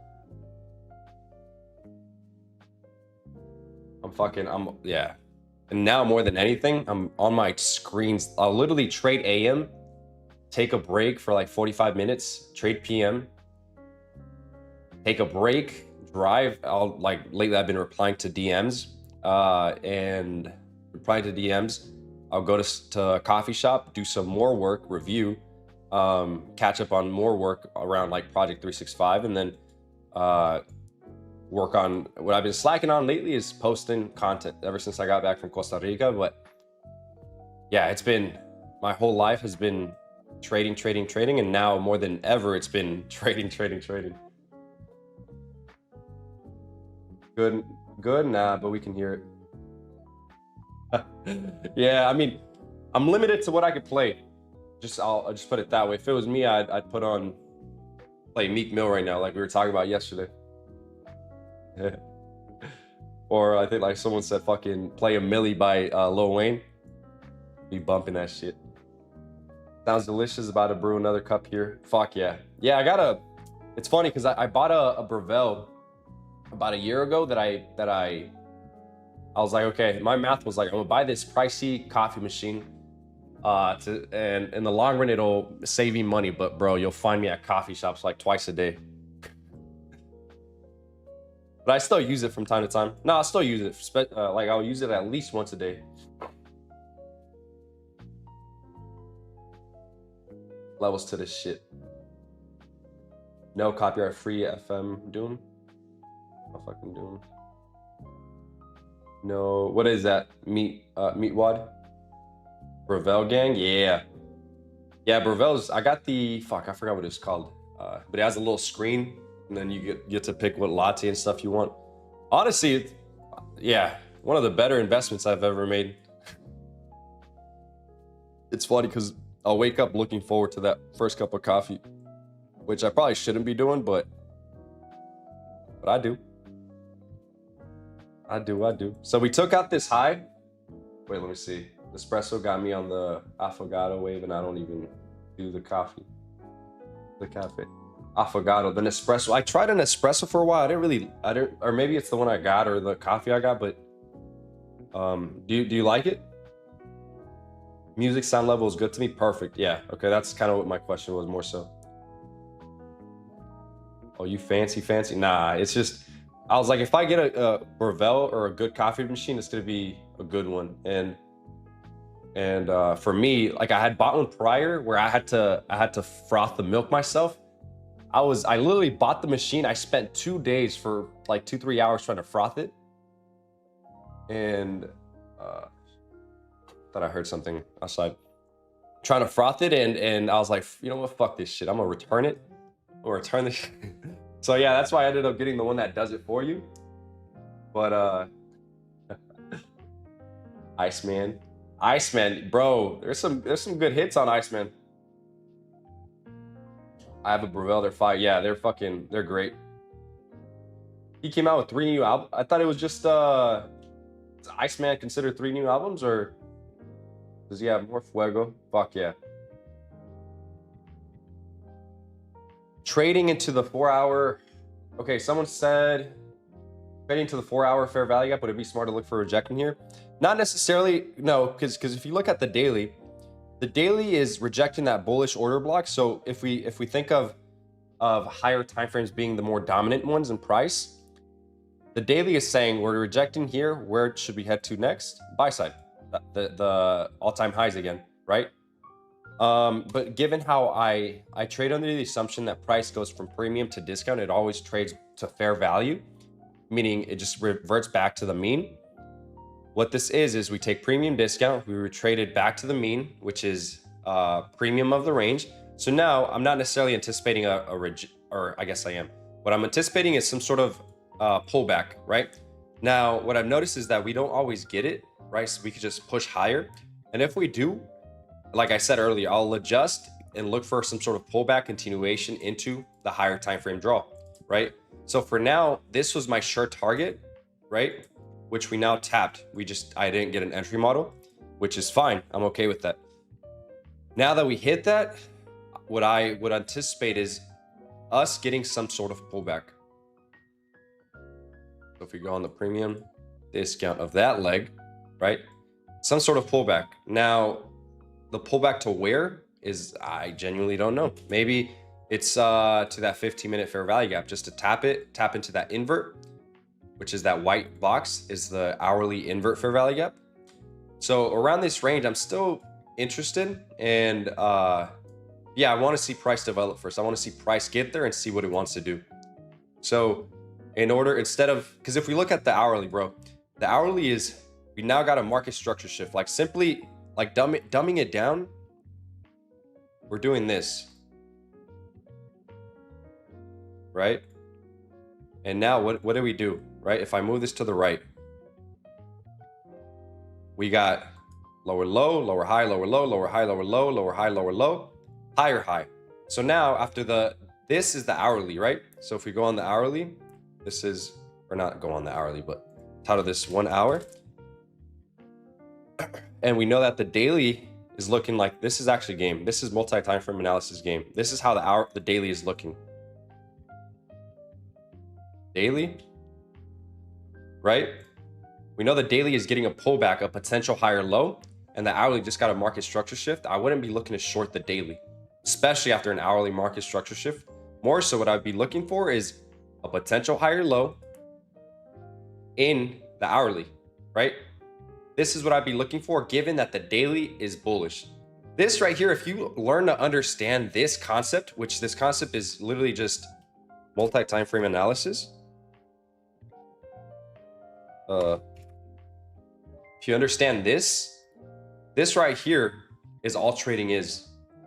Literally. Espresso only for me? Yeah, espressos are fire. That boy ass, he said. First tracks of each album, all skips. Boy ass. Yeah, I mean, it wasn't the best music I've heard, but there was a couple songs that I kind of liked. What's under that blue flag list? Nothing, just gold and silver. Then we got blue chip names, top weight. So cool little thing is these are the top weighted names for NASDAQ. All right, let me see if you guys can see. So you got NVIDIA, Amazon, Apple, Microsoft, Meta.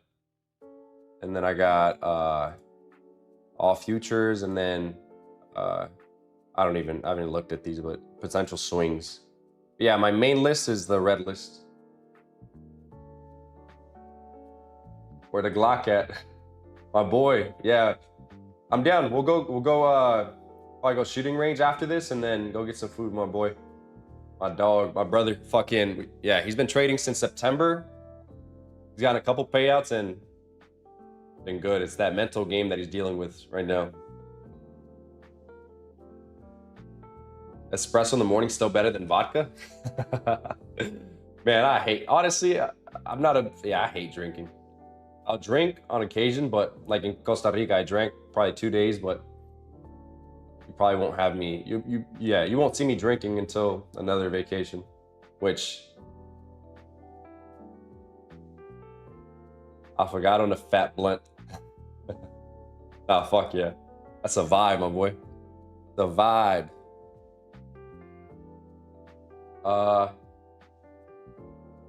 Man, I'm Italian. Espresso is life. Bro, have you been to Italy or no? I've heard Italy coffee is great. 5 minimum to start the day. Brother, I'm on coffee 3, I think, with this one.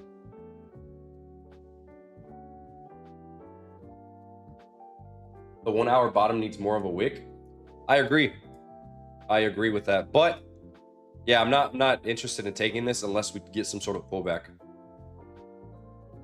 It'd be nice if like what I'm seeing now is like this hourly candle or hourly fair value gap here that we literally just created. Probably won't stay open, but if the 12 a.m. candle comes and taps into it, respects Friday low, and then to trade higher. But yeah, we'll see. For now, literally in this discovery range that I am not interested in, but what I am seeing, I like, right? At this point, it's just a matter of waiting.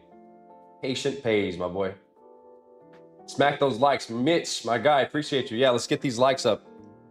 Let's run these likes up going into end of week here. It's a mental fight. Gotta be real sharp. Fuck yeah. Yeah, that's all it is, brother. Trading is literally just a if it was easy, everyone would do it. Have a good end of day, guys. Thanks for catching those afternoon streams. Have a good week, Lomeli. My guy, Mitch, you have a good one, my boy. Enjoy it. Get off the screens and go touch some grass. We're doing the same. Any advice to help with the mental part of trading? Yes, I have a lot of advice for the mental game of trading. So it's a very broad question. But what helped me the most was, of course, mindfulness, understanding how the brain works. I've read a lot of psychology books. I've recommended a couple, which was The Mental Game of Trading, or not The Mental Game of Trading, The Power of the Subconscious Mind, Trading in the Zone, of course, The Mental Game of Trading, Trade Mindfully, non-trading related books. I'd say Sway and The Power of the Subconscious Mind are good ones, but for me, I needed to learn how the mind works. How does the mind react to certain events that we go through in life, right? And it helped me in life in general, honestly. Like this whole trading journey that I've been on has been, it's been a mental game, but what I've been learning through my journey has helped me a lot in life, in relationships, in how I manage myself, how I move, how I deal with certain people, how I want to carry myself. It's literally helped me with everything. And I'm in a way kind of, trading is a small benefit that I got from this journey that I've been on. The big benefit that I got from, going the trading journey is bettering myself and literally just trying to get 1% better every day. And I think that it spills into the chart once you focus on your mind, focus on yourself, focus on things outside of trading that don't really correlate with trading, but directly and indirectly help your trading, which is kind of interesting how that works, right? If you're always like in this limit, and you're always very, not, what's the opposite of abundant? If you're always thinking lack, right? If you're always thinking that things are scarce, it's going to show in your trading. Now, if you think this world is abundant, like if you actually have abundant thoughts, it's going to spill into your trading, right? It's going to force you not to overtrade. You're going to have a broader range of like patience, right? You're going to have a bit better meter for patience, essentially, because patience, everyone has willpower, but to a certain extent, right? Willpower is a finite source that you get rid of, right? You have more willpower in the morning than at nighttime. So that's why at nighttime you feed into those cravings, those cookies, the fast food, whatever it is, right? So yeah, the mental side of trading is tough because it's all dependent on the individual. Like I can sit here and say, do this and that, which could help, and it helped me, but like, okay, let me backtrack. What helped me was, first off, believing that I could do it, putting in the work in, right? Of course, like no doubt about that, you have to put in the work, but on the mental side of things, like literally meditation daily, having certain affirmations that I tell myself, which I spoke about the first stream I ever did on Project 365. Actually believing that, kind of embodying the person I want to be before going into the trading session, right? But more than anything, having data to back up my decision making with how it is that I trade, and what's it called? And yeah, just going into every single trade expecting a loser. Like most traders fuck up because they expect a winner out of every trade, and that creates mental conflict in your brain. Your brain's not wired to take losses. Your brain's not wired to put on risk. And if it does, it thinks it's being attacked by a tiger. But all it is paper tiger, as the book Trade Mindfully talks about. It gives that reference often. Like your mind thinks that it's genuinely in danger. So in order to get out of danger, what does it do? You just click buttons. Trading is so it's so stupid because you prepare this whole, you back tested, you forward tested, you prepare just to feed into that paper tiger that your brain is kind of like serving to protect you, right? But in modern life, we're not dealing with tigers anymore. We're not dealing with these wildlife, this life that our ancestors would live, but our mind is still wired the same way, right? So you got to learn to create bridge the gap between what your mind is telling you or perceiving as danger to what is actually going on.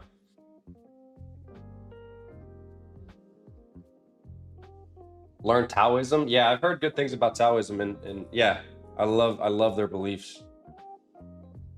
His work.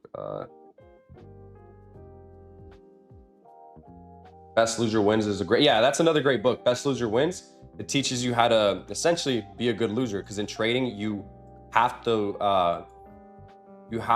be okay with losing, right? And I would argue that a lot of males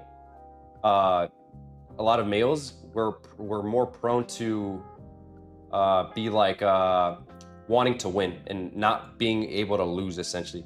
Because if I look back at my upbringing, like I was always in sports, I hated losing. I fucking hated it. I hated losing, and whenever I'd lose, it's almost like, no, I wouldn't say get emotional, but it would hit me so fucking hard, right? And now with trading, that's the one thing that kind of I still deal with to this day, but it was one thing to overcome early in my career, which was losing, understanding that losing is part of the game. Scarcity, there you go. Yeah, that's the word I was looking for. Well, you try the trade the pullback here. Let's see, let's hop into the charts here, chat. Let's delete all this shit. Let's delete all this. So if we're looking at price here, the daily, again, let me break down price with you guys so you guys can understand what I'm saying. The daily on ES retraced into an order block, right? Meanwhile, the daily on NQ retraced into this bullish fair value gap. At the same time, we retrace into OTE, which we take the swing low to swing high. It's that 0.62 to 0.79 on both assets. So instantly on the daily, I'm bullish. The only thing I'm noticing is that we are right over prior week high. So if we draw a line here, magnet, we are right over prior week high, which we were under it AM. So that's that. 4 hour, again, we had a pullback. I thought that maybe we could take out these swing lows, but we didn't. And yeah, we tested the new week opening gap, which is this orange rectangle here. So we're in this, and we displaced above. We tested now premium of the range. So after that, what would we have to do? We would have to essentially come back, pull down, have a pullback into some sort of PD array or discount of the range, right? So for me, what I'm looking for is essentially, like you said, yes. So essentially I am looking for a pullback. Now the answer is where would that pullback be? For me personally, I'd rather trade this little part, which I didn't get an entry for, than trade the pullback here into all-time highs or even into that swing high. But yeah, let's keep dissecting price here. So yeah, we're all in an area where price could potentially trade higher. Let's see. The hourly got to change its state, which is all it is a market structure shift. Let's remove that green line now. So we tested prior week high here. Prior week high, which is also the change in state here on ES. But change in state. Let's see. We tested the 15-minute fair value gap here. 15-minute fair value gap. How's a 5-minute looking? 5-minute took out these swing lows. 1 minute. 1 minute has this big bearish gap here. I'm literally reading price here with you guys and trying to determine whether this is a good trade or not. Again, ideally, I'd want to take it before that premium got taken, but for now, just watching price, not really interested in anything. Yeah, waiting for, ideally, honestly, I want to see a deeper retracement.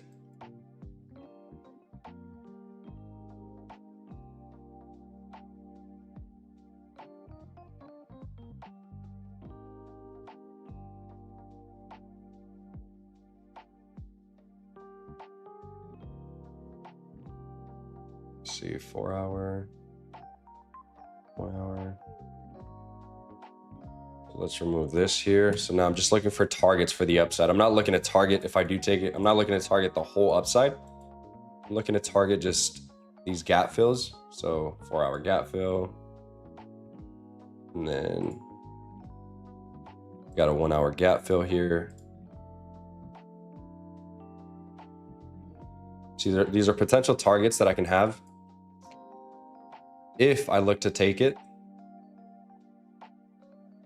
There's a 30-minute look in here, chat. Let's see, 30-minute fair value gap. We did test the prior week high again.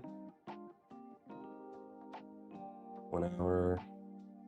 So yeah, as I'm looking here, I'm looking to see why price wouldn't go lower in that area. That's kind of what I'm just dissecting here. The higher time frame looks good, but on the mid to low time frames, which for me is the hourly 15-minute, I'm trying to see if price has a reason to come back lower, which I think it can. But if it doesn't, I'm also trying to see if the entry model and risk to reward is worth it.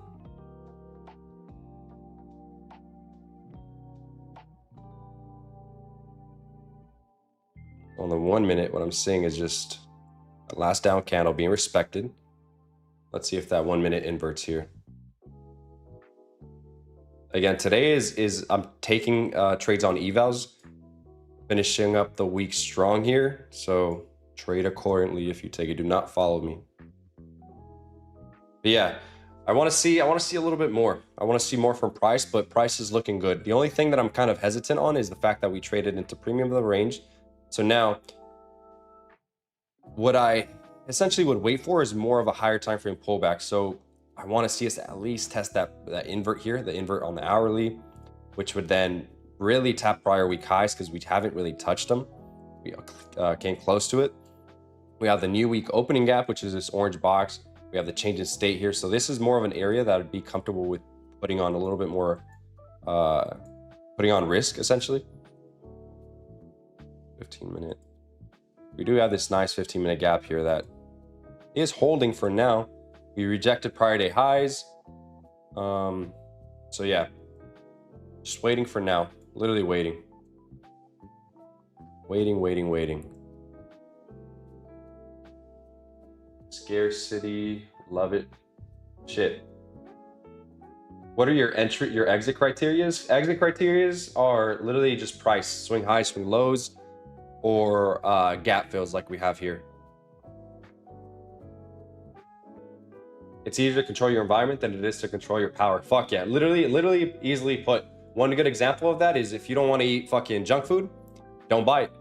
You're controlling your environment, right? If you don't want to go on tilt with trading, don't trade.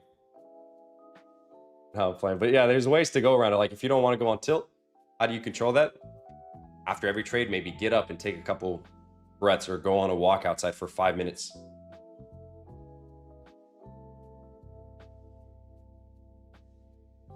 Let me see.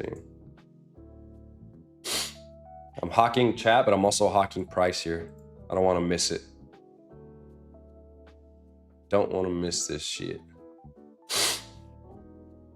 So we took that level out to the fucking T and we're getting a reaction. Just kind of goes to show how premium discount works. Literally. And all these levels that I have here are essentially levels where we're now rejecting. So this would be a nice area where price would potentially reverse at. But I can see it continuing from here given where we are. And if the daily really is bullish, we should continue.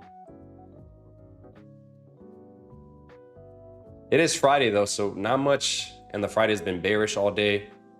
Not anticipating this to go all the way up here at all. If it does, well shit, but not really. Let's mark up the last down candle here on the 4 hour. 4 hour order block. You know what? Let me do this. I'm gonna do so now that we know that we have all these areas of interest, I'm gonna delete them just to keep things sharp here on ES. Keep things sharp here. This is premium of the range. Premium PD array. This is 4 hour order block. 4 hour bullish order block. And then, so that's that. Let me remove this on NQ. Again, just keeping charts. Now that I broke down everything as to why that was my area of interest. Yeah, keeping things nice and clean. The 1 hour. Let's see, 1 hour. So we did tap into that invert now. The 15-minute prior week high. If we take this swing high to swing low, let's see where we are here.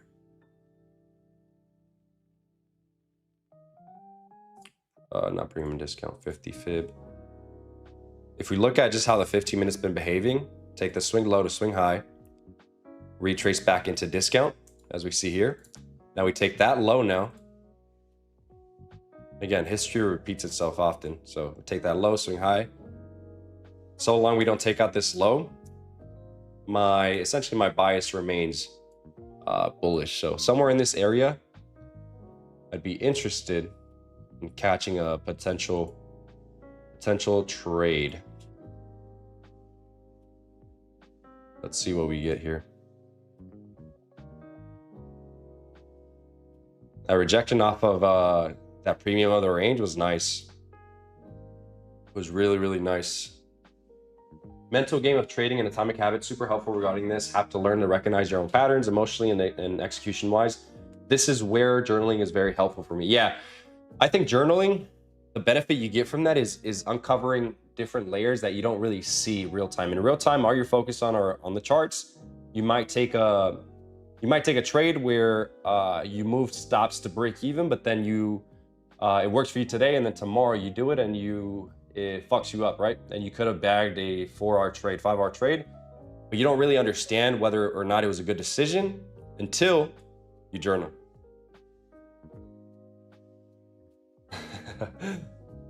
Just took a screen recording of that breakdown of multi-time frame analysis. That was an awesome explanation. Eggman, yeah, I'll probably clip that up for today's stream and have that be a reel. So yeah, regardless, you have it, and I think that's very helpful. Literally exactly what we're looking at. If you look at the daily, potential higher low that we're getting. Now the 4-hour has been downtrending, and now we're uptrending, creating a potential higher low. Essentially, that's literally what it is. The 4-hour, again, we traded into premium. That's about all I got into the 4-hour. We do have these swing lows here below us that if that trade thesis is wrong, we can potentially come and tag out, which I'm fine with. Yeah, no entry model yet. We tapped literally kind of like my line in the sand, the new week opening gap, the change in state, the invert fair value gap, middle part of that. So let's see what we do here.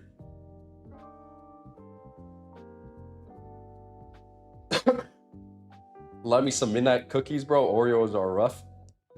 Bro, that's why I don't buy them, honestly. If I buy them, bro, I'm with you. I'll fucking smack it. And that's why my girl gets mad at me sometimes, because she'll buy certain things and the next thing you know, they're gone. And I blame her for it.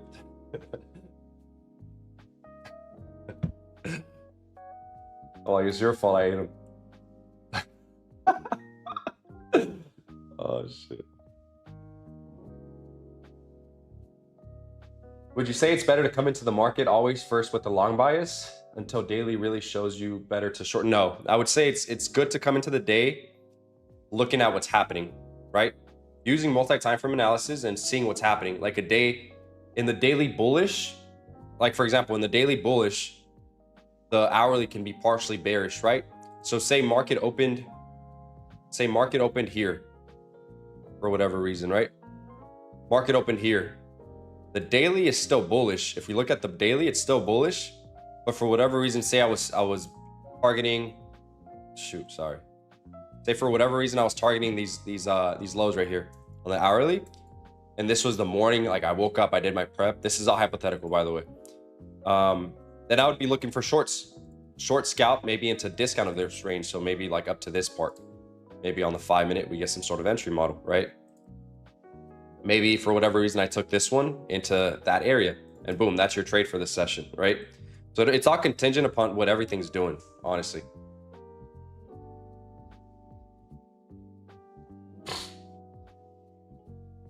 Going long, yeah, it's a good area to go. I wouldn't say to go long in, but it's a good area of interest for myself here. I'm gonna let the 5-minute develop and go from there. But yeah, this is literally my area of interest. Literally that area that you're in on is literally my area of interest. We got an hourly change in state, right? Which we tapped. The orange line, which is the new week opening gap, right?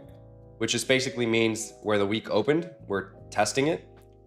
And it's the middle part of that bearish fair value gap that inverted and is now retesting. And if an entry model happens above prior week high, that'd be great, amazing. Literally targeting the higher end of that premium, smaller time frame premium discount, essentially.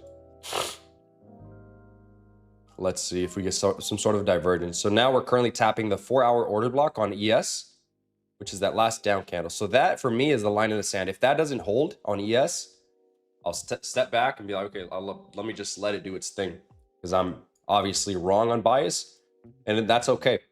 That's okay, because I'm not taking anything right now, right? I'm letting price show me what it wants to do. That's the good thing with, like, imagine you're sitting at a blackjack table and you get to put chips up on that blackjack table whenever you see the hand. So if the dealer's showing a 3, for those blackjack players, you guys will get this. If not, it's gonna make no sense. But if the dealer's showing a 3 and you have a 20, right? You're like, okay, let me put up risk. Let me actually bet on this, right? Dealer could still pull a 21, right? That's the name of the game. But yeah, that's the good thing about trading.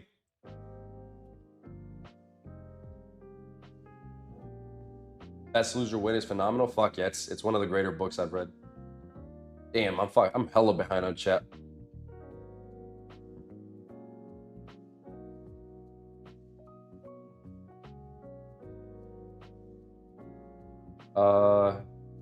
Sorry, chat. I'm trying to catch up on chat here. On fair value gaps, you look at how deep it was tapped. Yes and no. Ideally, if I had bullish bias, I want us to just literally tap it and to then displace higher. But I do look at gap fills as potential areas of interest.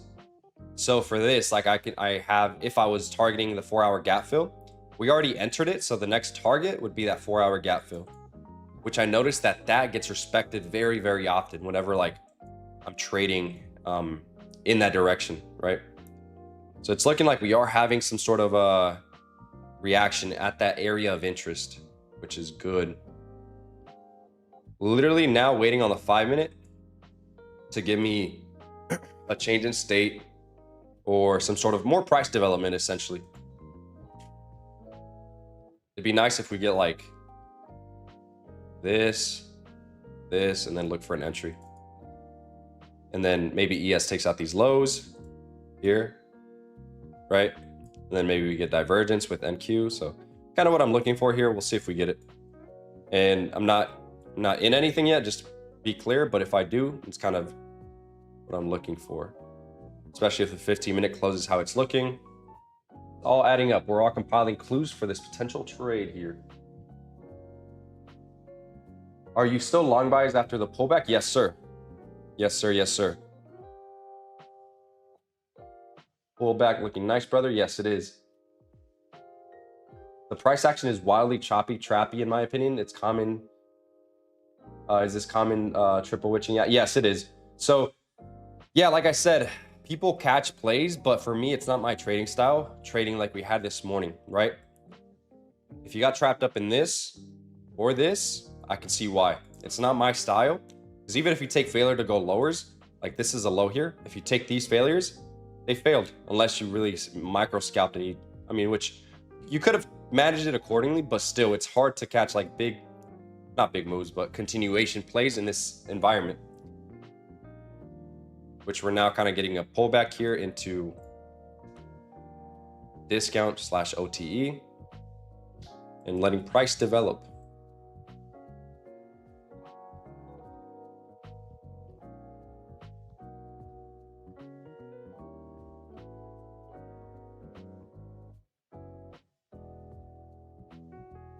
Yeah, I want to see the price. I want the 5-minute to show me a little bit more.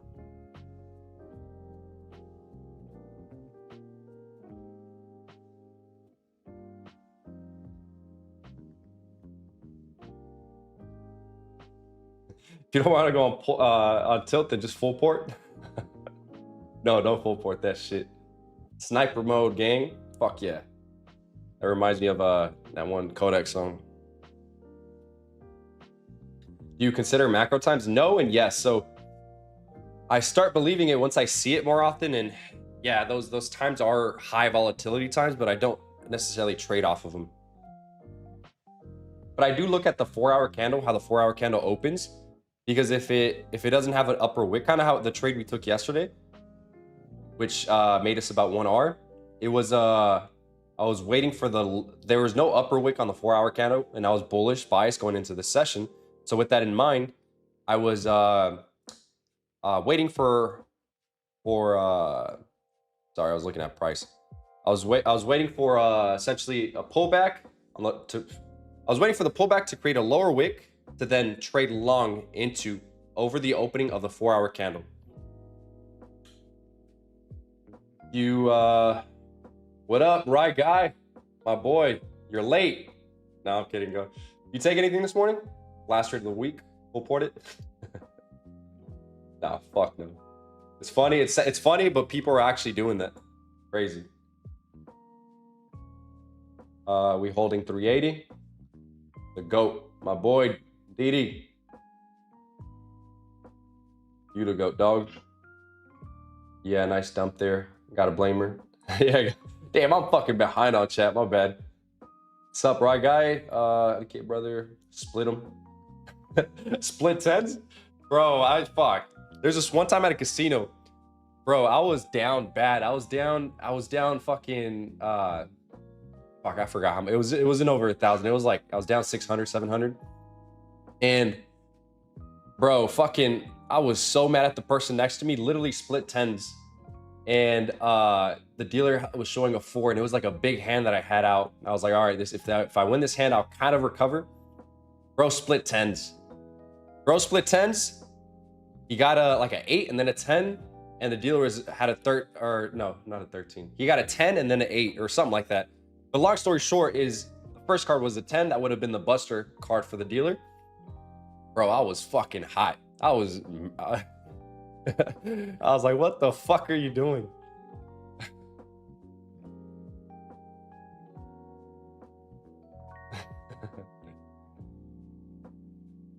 I was playing 2 10s, dealer showing 3. Literally, bro. Who fucking does that shit? I hate that. Yeah, I was pissed. V-shaped recovery coming. We'll see. We'll see.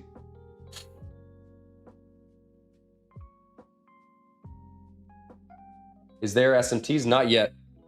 Not yet that I know of. At least in this lower time frame. Keep the 5th. Do you think the market has enough in it to take the highs today, or will it be an overnight kind of trade move? I don't know. Anything can happen, right? But what I do know is that we're in my area of interest, right? And if we hold that and the 5-minute displays more action, then I'm willing to take a stab. Literally a small stab. Literally in crazy how this price is so fractal. Like I can even go from like premium discount, look to aim for premium of the range, which would be like this area, and look to catch literally this trade here. Price is so fucking fractal. Price is so fucking fractal. I keep saying over and over again. Side-eye the hell out of him. At the moment, I was so fucking mad because it was, I had split and I had, I split 3 times, I believe. And I had a pretty heavy hand that, again, would have brought me back to around break even. And I ended up losing a lot that day, which was horrible. That's one of the days where I'm like, you know what? I'm done with this shit. I'm done with gambling. Never hit when the dealer shows bust cards. I had someone snap on me before because of that. No, I didn't snap. I was never want to like, it's your decision. I'm there to gamble. It is what it is. But bro, internally, my head got literally hot. I was like, what the fuck? Yo, Lomeli, have a good weekend, brother. Got to go pick up my son. Peace, gang. Robert, my guy, appreciate you for being in here, guy. Have a good weekend. And again, go touch some grass. Get off the charts. Later, bro. My guy, Right Guy, thanks for popping in.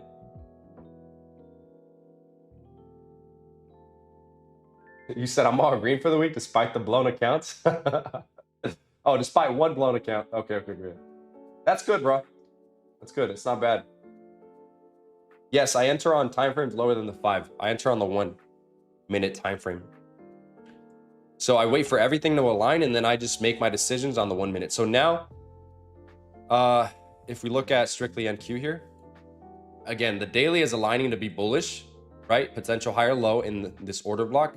4 hour, we touch premium of the range. We retrace back into where? The new week opening gap, which is that orange box, the invert fair value gap on the hourly. And meanwhile, ES retraced into that 4 hour order block that we drew prior to touching. On the 1 hour, we tapped into the change of state of delivery. And 15-minute is now, we closed nicely. We tested the 0.62 of the fib, which is my OTE. So literally now the 15-minute is looking good. The hourly is looking good for a potential higher low entry. Ideally what I'd want to see here now is us tap that bearish gap, come back down, and trade higher. And at that point, I'd look for a 1-minute entry back into highs or premium of this range, depending on the R multiple here. What time is it? 11:45. Okay, we'll see if the market gives us enough time for price action to actually do what I wanted to do, which it could still. Later, Right Guy? Thanks for popping in, my boy.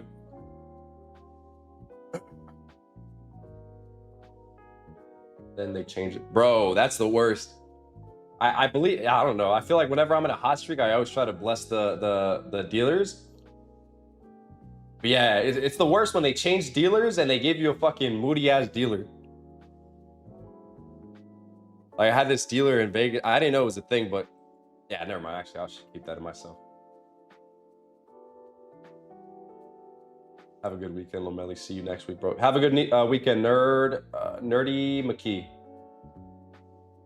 Lived in Vegas for many years. Some people don't know table etiquette. Yeah, exactly. Like the stream, guys. Yeah, like it up. Like it up, gang. Let's see if we finish off strong with a banger here. Waiting on price to develop here. Long biased. Let's see. Are you in the UK? You talk like you from Florida. Are you in the UK? You talk like you're from Florida? No, I'm from California. No, I'm not in the UK. I'm in the, maybe you meant US. Yeah, I lived in Florida my whole life, around Bay Area, San Jose, and lived within, I'd say 100, not even 100. Yeah, like 100-mile radius my whole life. Now, stuff here for a minute. I was talking to Rob. Oh, okay. Yeah, right guy. Thank you. Say it, G. I can't. That's a conversation for an in-person, not recorded. I'm down for one more trade. Let's see if we get it. Cali boys, Maine. Okay. Yeah. You're in the Silicon Valley now? Where at exactly? Silicon Valley being like Cupertino, Los Gatos, San Jose, Santa Clara. That all falls under Silicon Valley, right? Yeah, so yeah. San Bruno, actually. Okay, fire. You said where'd you live prior? There's a lot of tech money up there? Yeah. Fuck yeah. I was watching this documentary about it was a documentary about houses in this little community where Steph Curry moved into for like privacy and stuff, and man, those houses are absurdly overpriced. Crazy.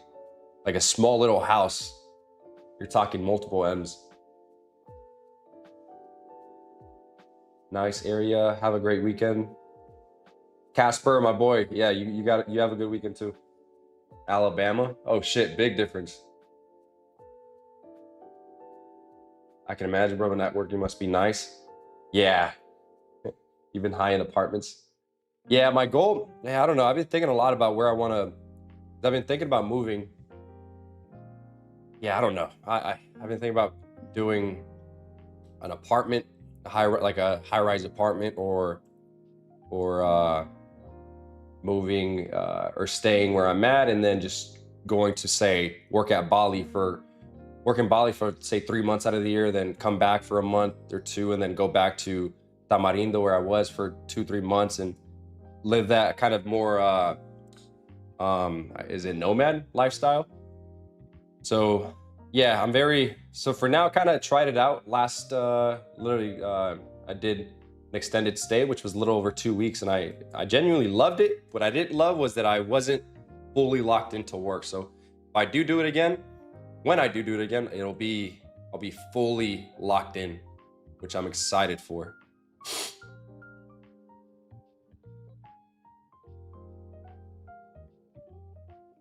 Nah, fuck no, G.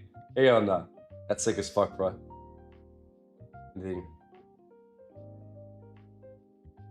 Yeah, bro. Literally. Support to long. I feel like we're building this support to long. Yeah, literally kind of what I was peeping right now. I wouldn't be surprised if this is like a potential higher low to then trade higher. I wouldn't be surprised. But for me, we inverted these bearish 1 minute gaps. We're holding that 1 minute bullish gap. For me, I want to see the 5 minute. I want to see the 5 minute trade lower.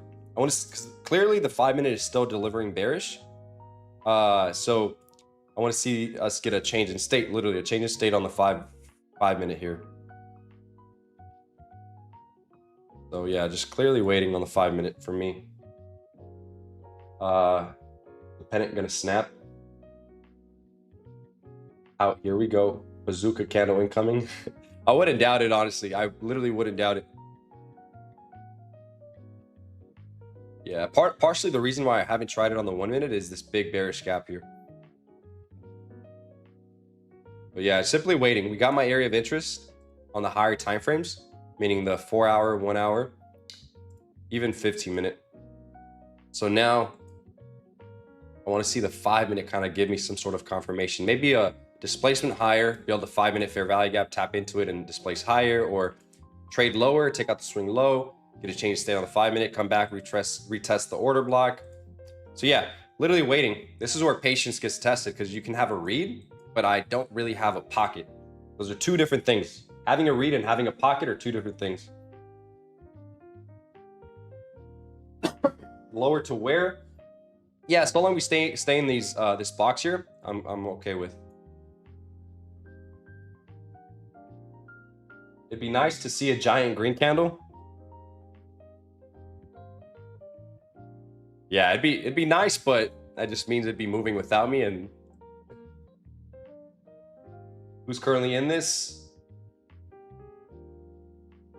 Who is currently in this? Anyone in this? You in, Alex, or no? The nomad life is a dream. Yeah, I've been traveling a lot. Last year I traveled a lot.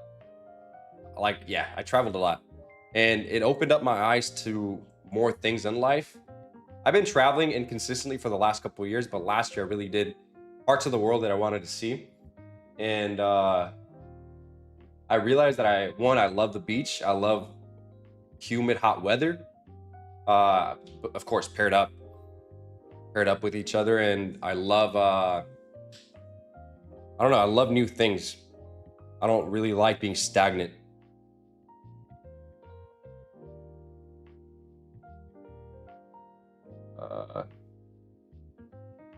What I do, well said, bro. That's what I do, nomad life. That's what I do, nomad life. Fuck yeah. So how do you like it, brother? Where is it that you currently live? Love that, brother. My guy Brian, you're next. G, you're next. Repeat that daily, Brian. What's in that box? So what's in that box? You said it's the inverse fair value gap on the hourly. The orange box is the new week opening gap, where the new week opened, where it closed last week and where it opened. And that line, the hourly, is the change in state on the hourly. So we tapped into that bearish gap on the 15 minute. Let's see. Yeah, and then the fib, the fib here, we retrace literally to the tick to the 0.62 area. So let's see what we get. If I miss this entry, I'd be interested in taking a continuation setup to the upside. But for now, literally, we do have a bearish order block here. And if we disrespect it, be looking for a continuation play. I'm gonna repeat that daily. Brian, what's in the box? I'm in.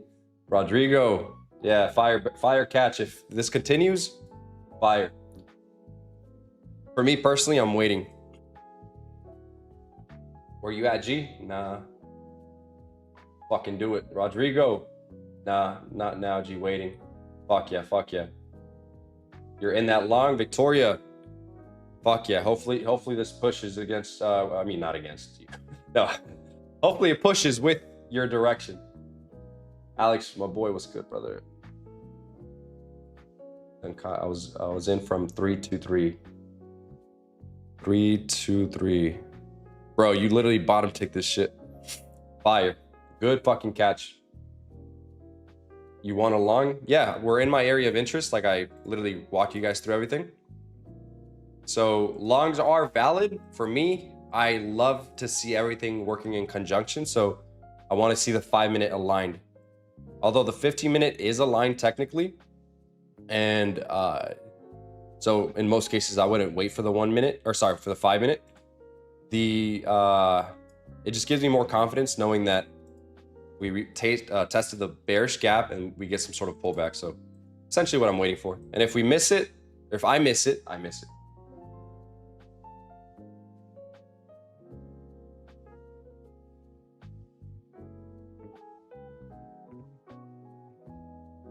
Favorite place in the U.S.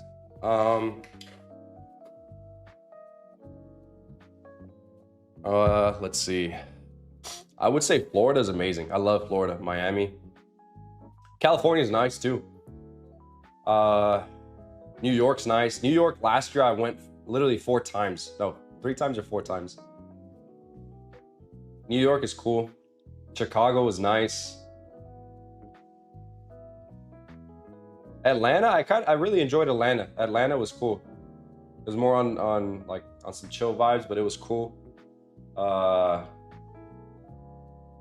Vegas for us degens is Nevada.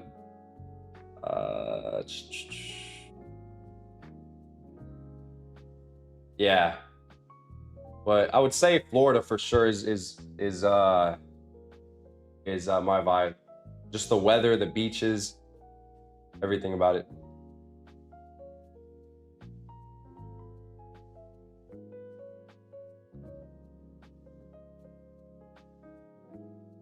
Hopefully against you. No, Brian, you said hopefully it goes against you. Nah, what I meant to say, hopefully it goes in your favor, but I said against you. Nah, Victoria knows the deal. Fucking Christian. Nah, he meant to say with you. Yeah. High-key fell in love with Hawaii. You see, I've been, yeah, I get mixed reviews from Hawaii. People say they love it. People say, I guess it depends on how you do it, right? It depends on how you do Hawaii. Florida in the house. Yeah, right, guy. How's the weather out there? Good? Hello, bananas. Fucking guys, bro. A short hit. I might move to Mars. Now that my shorts hit, I might move to Mars. We gotta hit the lake barbecue, Brian. Dude, Hawaii's the dream. I don't care how you hate it. Yeah, I don't know nothing about Hawaii. My girl's been telling me she wants to do Hawaii, but I personally want to do, I don't know, I want to do South America, Central America, and parts of Europe first. But I mean, maybe I'll fit it in this year. I'm gonna see. There's so many places to travel that you kind of get overwhelmed, and it's a blessing. The where to go next. The most cultural shock I got was Japan. Fucking, I wrestled a sumo wrestler out of Japan. I would hit McDonald's up or hit ramen up like at 2 a.m. because market would open at 10:30. I drove Mario Karts around Shibuya, Japan. I got really underpriced watches at a store. Japan was fucking amazing. I fucking loved it.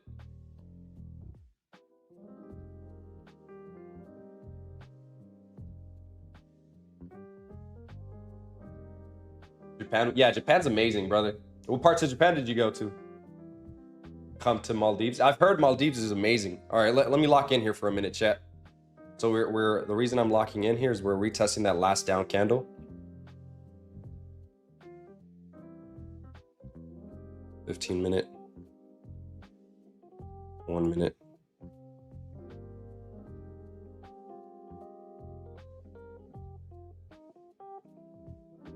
Five minute.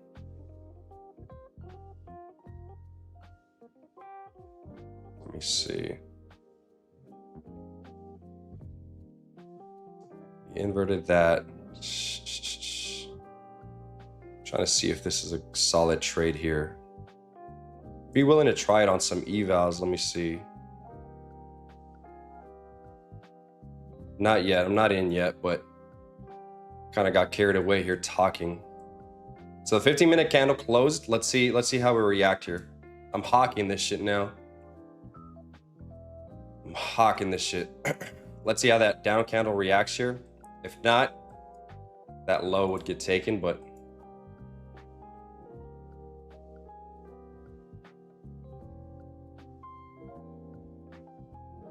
we did test premium of the range. So let's see how we react here.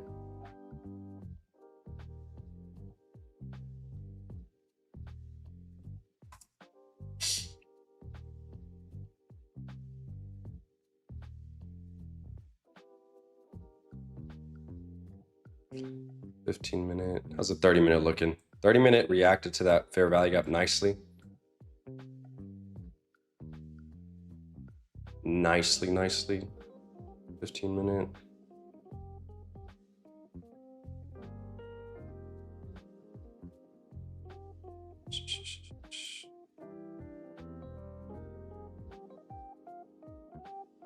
Yeah, this is a tough spot here, but tough spot. The only thing I'm looking at here is let me erase those boxes here. Now that you guys know that's my area of interest. Let's see, delete that for now because we're not in anything. This is premium of the range. Premium PD. So that would be my target, low-hanging fruit. The 12, so yeah, the new hourly, last hour of the day opened. 15-minute, 30-minute. Let's see what we do here. Let's remove that.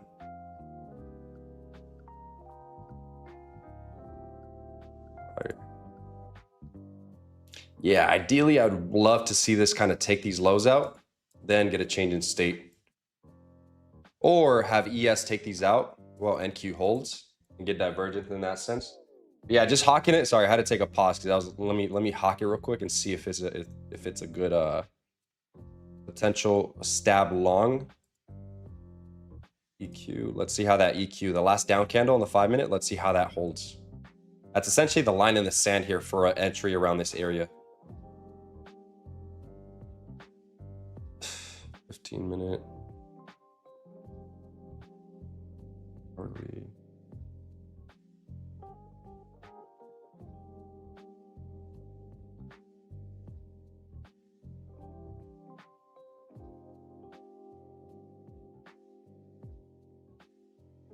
Yeah, if this 5-minute closes like this, I'd probably just take a step back and just wait for that low to get taken.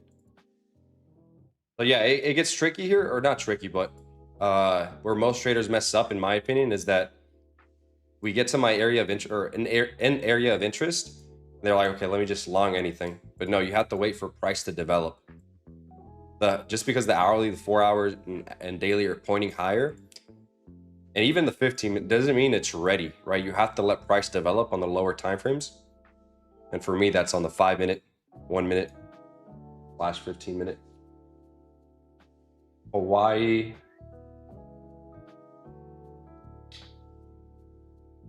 I saw the video Mario Karts. That sounds dope. Bro, it was a fucking thrill. It was fucking sick. It was a thrill, honestly. It doesn't feel real.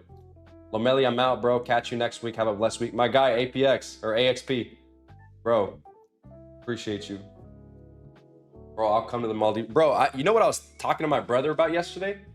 It'd be dope to rent out a villa in like in Bali with like a handful of people, or anywhere in the world, but get a villa and just trade, work, and go enjoy wherever it is that we go. If it's tropical, if it's city like, but literally, I don't know. That'd be sick.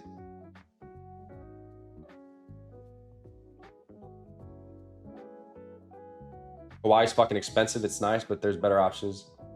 Yeah, every touristy area is very overpriced. Like in Tamarindo, it's known to be a place where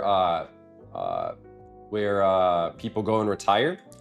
And bro, sunscreen's $30. The main convenience store in that area, a sunblock like this big, $30. I'm like, holy shit.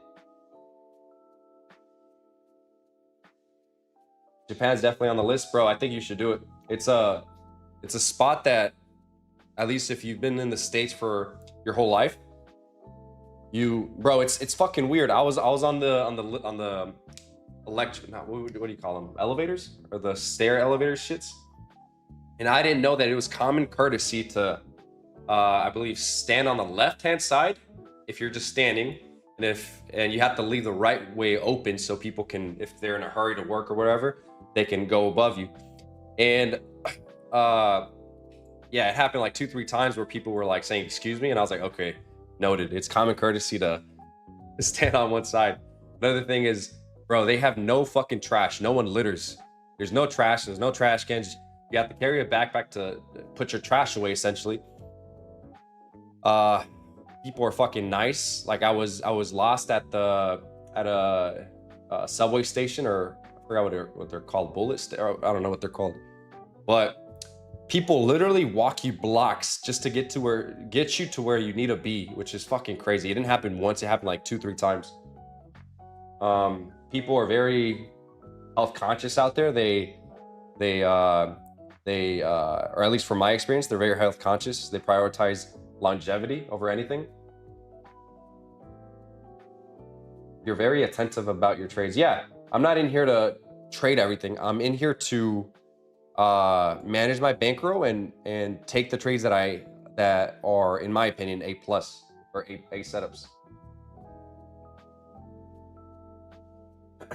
Lomeli's cooking, William. Yes, we are. Asian G solid. Yeah, fuck yeah, Alex.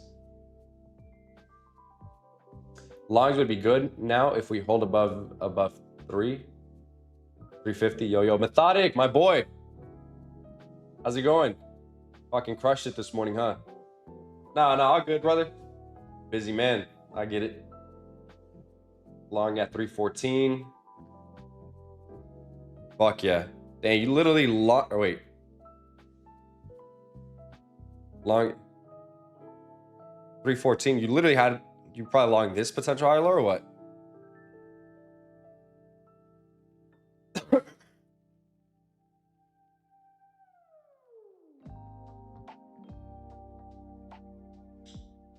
Mr. Methodic, what's good, brother? Same concept in NYC, except to push you instead of saying excuse me. Yeah. New York is a whole different game. New York, I had my first time going to New York, horrible experience on the subway. Yeah, some guy was literally, I don't even know if I should say this, but yeah, I didn't have a bad experience, but then all the other experiences were good though, so it is what it is, man. I think for trash, it's best to drop it off at convenience. Yeah, exactly, that's what I did. I pop into, if I was holding coffee, I'd go to 7-Elevens and throw them away, and yeah. 7-Elevens though, bro, let's talk about that shit.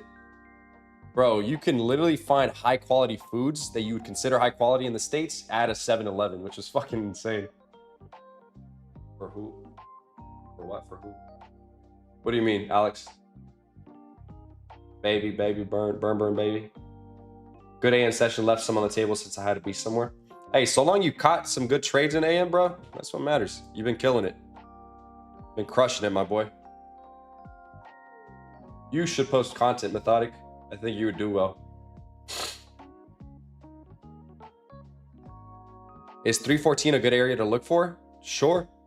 Whatever your trade thesis is, or your trade, for me, I think if this is something more of what I was looking for rather than taking a trade up here. But if we trade lower, we invert this bullish or bearish gap, I'd then look for a potential entry on the 1 minute. So yeah, for me, I wouldn't look to trade anything down here because we can easily go lower. But yeah, it is an area of interest, so it's not a bad take per se, but oh yeah, the sunscreen, bro, crazy, fucking crazy. I had to buy it, but shit. I was like, fuck, and they fuck you because they use different currency. So I'm like, I would just Apple Pay everything, right? And I'm like, all right, that many, they call it colones in Costa Rican currency. I'm like, all right, that many thousand, all right, cool. And then I look at my Amex transaction, I'm like, what the fuck? I had to go back and be like, you charged me for 2. She was like, no. Then I did the math conversion. I was like, oh shit, yeah, I'm stupid. I should have done that before I bought it. Yeah, my guy's fucking trash. 7-Eleven is like boosters in the US. Everyone got to like up the stream. Come on now. Show this guy some love for the free game he's giving out. Fuck yeah. I mean, right now we're waiting for a trade to cook, talking about literal life, traveling, fucking trading. Appreciate the feedback. I'm thinking about it. You're my inspiration, bro. Methodic. I'm telling you, brother. Dude, literally same thing Jake told me. Post every single day, twice a day for the next couple months, and your life will change. But yeah, I think you specifically, Methodic, you would do amazing. Where is usual Friday Trump less news up tweets? I know, right? What is your plan for today? I was or after trading or trading related? But yeah, before I answer, let me see what you say. Longs coming. Would you live in Costa Rica? Yeah, I don't know about live, but I'm thinking about getting a prolonged stay out there. So same spot, Tamarindo. It was a nice Airbnb with a pool, breakfast included, coffee included. So I would just wake up, go by the pool, get coffee, order food, and then I would walk to the beach. The beach was like 2-3 minutes walking distance. On the way back, pick up a coconut. I'd take a book and just read, and then hop in the ocean.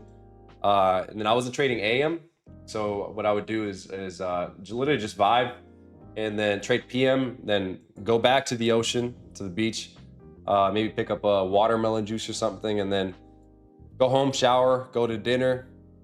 And yeah, it was a vibe. I really enjoyed it. If I do it again though, if and when I do it again, I think I'm gonna be more locked into work and really try to use it as a way to grind, and but also enjoy the afternoons. And like half of my day will be grind, half will be enjoy.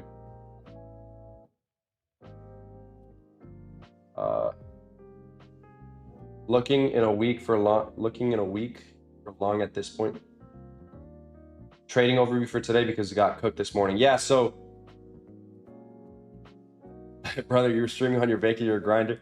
Yeah, it's unfortunate. Like I was telling Jake, I booked the trip before the project opportunity presented itself, so everything was booked already, like the Airbnbs, the travel time. So I felt literally anxious, just kind of missing. I try to be at as many streams as I could. I think I missed like 3 sessions, which was this week's Monday, Tuesday, and I forgot how many I missed, but I didn't miss much.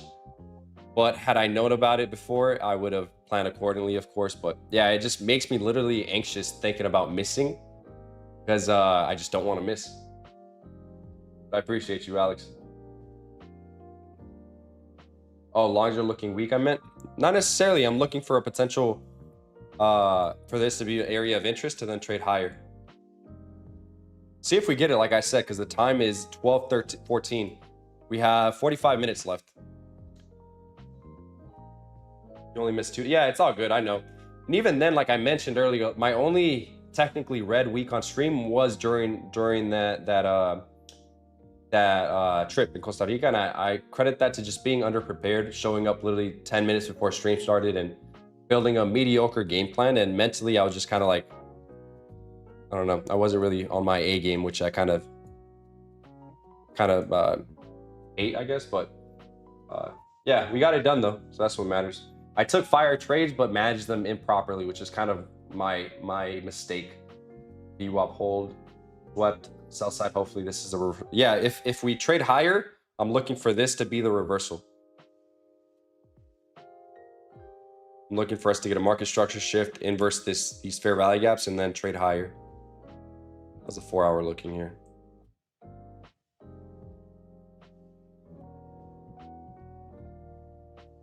How's a 15-minute?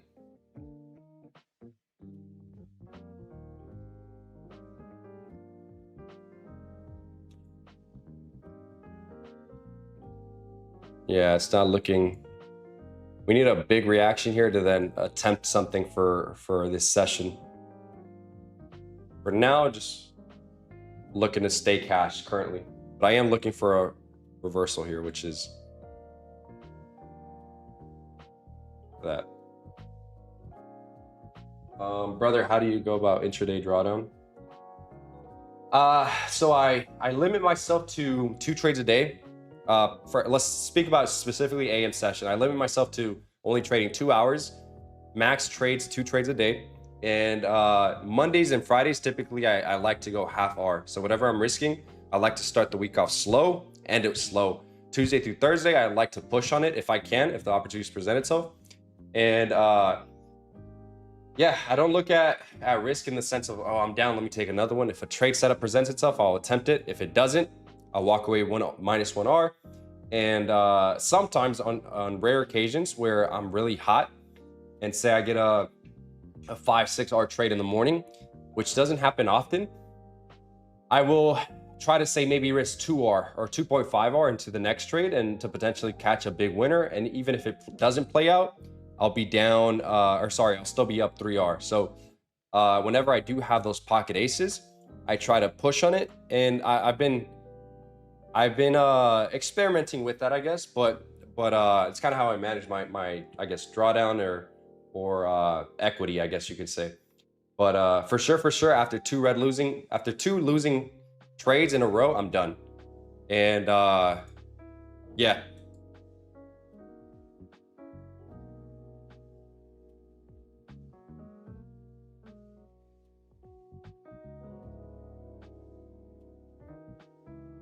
Are you using micros or minis? It depends on the session and on the volatility. To beat intraday, you got to take base hits. Yeah, you got to approach it one of two ways. You got to be really aggressive from the jump and treat it as like, this is gonna, I'm gonna get out of trailing drawdown or blow it in 1 or 2 trades, or sorry, like say 2 to 3 trades, or take it slow and compound, whatever your risk tolerance kind of goes for or desires, but keep it consistent, right?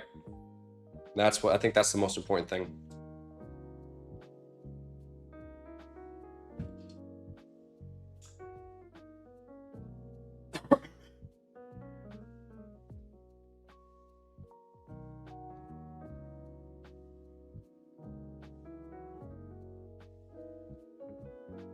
So yeah, I mean, my read was pretty spot on as far as like where I anticipated price to reject, which we rejected. The premium PD array, which is also London highs. I was anticipating, I came into the day, okay, I want to see a pullback. We're getting that pullback, right? A potential higher low on the hourly. And just hawking an entry, seeing if we get some sort of entry model, which we have yet to do. But literally just waiting for everything to cook up. Everything's cooking up, man. What'd you guys think about the Drake album? I know someone said it was trash.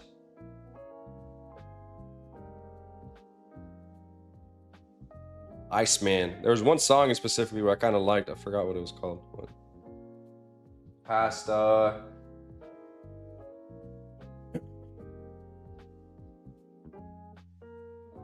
damn, you guys are spamming that shit. Fuck, you guys are waking up now. Fuck. Drake album trash, it's mid. He released 3. Drake went 8 for 40. Yeah, I agree with that one. 8 for 43. So far, kind of mid. Slapped the too hard for. Okay, I'll 3 trash. Basura. Everyone's just saying trash. Fuck, man. Oh shit. I skimmed through the Drake album. It was mid. Couple of decent. Yeah, that's what couple of decent songs.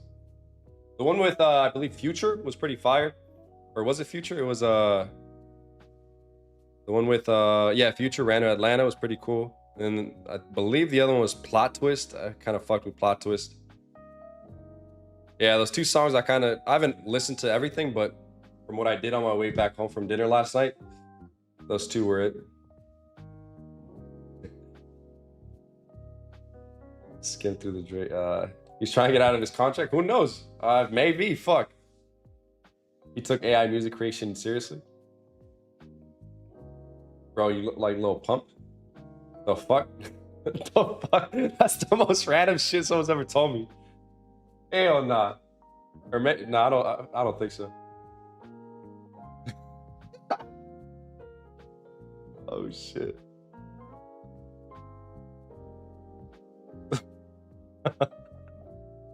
Nah, I don't see it, brother.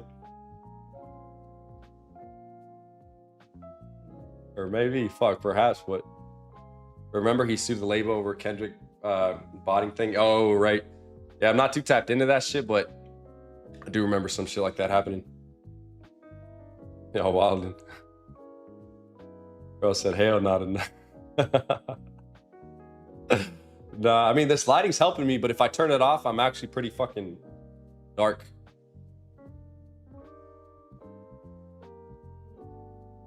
Yeah, so this lighting's helping me, chat. That's the Lomeli. Lomeli. Change my Instagram name instead of Lomeli Trades. I would be Lomeli.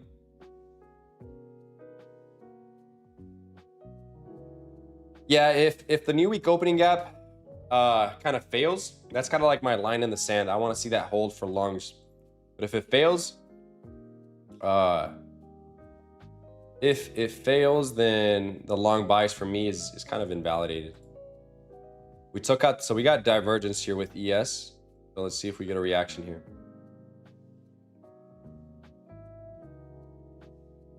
Someone said a little pump. Oh, yeah, that's funny.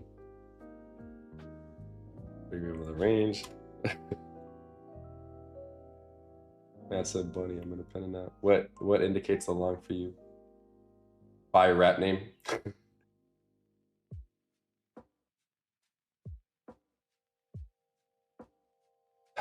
What indicates a long? So for me, the daily is forming a potential higher low, right, guy? The 4 hour tapped into premium of the range, which is this bearish gap here, which is over 50% of this larger leg. And we got a pullback. Now, where do we get a pullback to? The new week opening gap. The hourly got a market structure shift. Essentially, we've been creating lower lows and lower highs. Now we got a higher high, potential higher low in my area of interest. Now we retrace into discount of this leg, right? Under 50%. In an area where price could reject. We got this bearish gap on the hourly, the new week opening gap, like I said. And on the 15-minute, ES took out these lows right now currently. NQ didn't, showing divergence between asset classes. So now, just waiting, literally waiting to see if we get essentially a potential higher low on the hourly.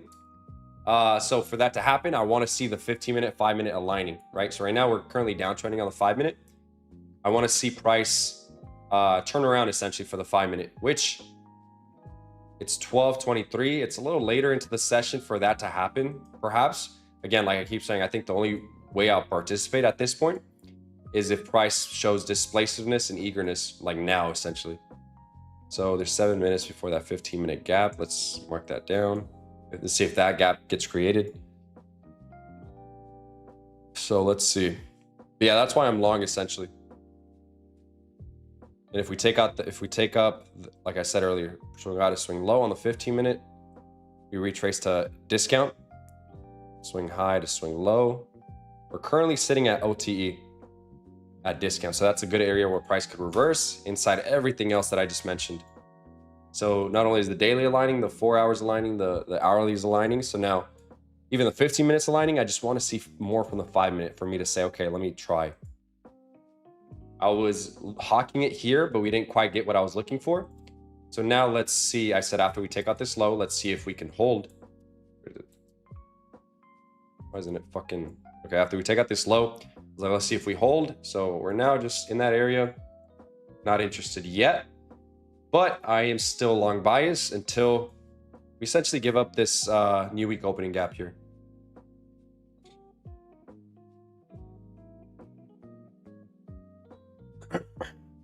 Yeah, Jason, literally, yeah, similar theory. You're short on NASDAQ 380. Fuck yeah, printing. Probably get out soon though. Follow your game plan, whatever your game plan was.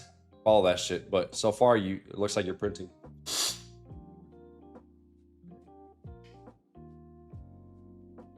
Yeah, the opening print plays a role everywhere, no matter what time it is.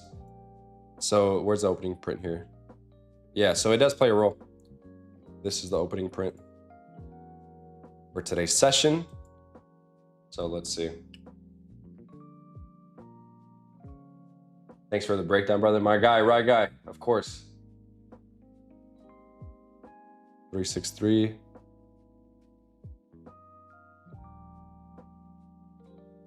What, a trade for shorts?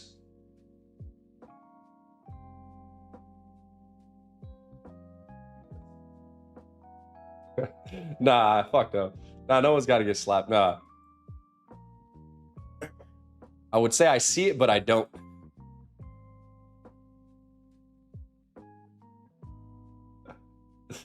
Oh, you guys. What about Lil Pump? You guys listen to Lil Pump?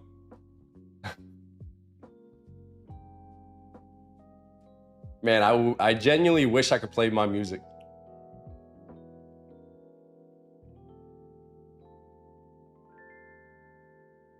Hell no. Fuck. Man, I'm surprised. 270 you guys watching on a Friday evening. Usually Fridays are slower, but man, you guys are fucking fire. Yeah, if I could play music on here, we'd be reviewing fucking Drake's album right now, honestly. Taylor Swift is copyrighted. It is or it isn't? I think everything's copyrighted at this point, right? Literally.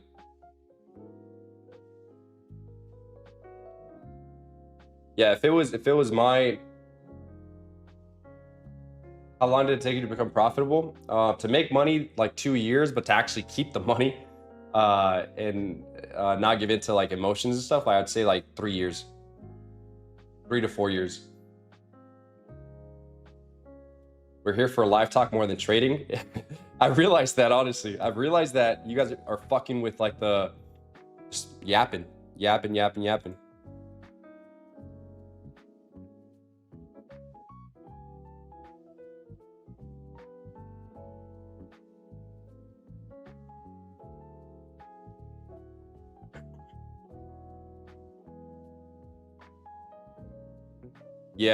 Yeah, William, you got it.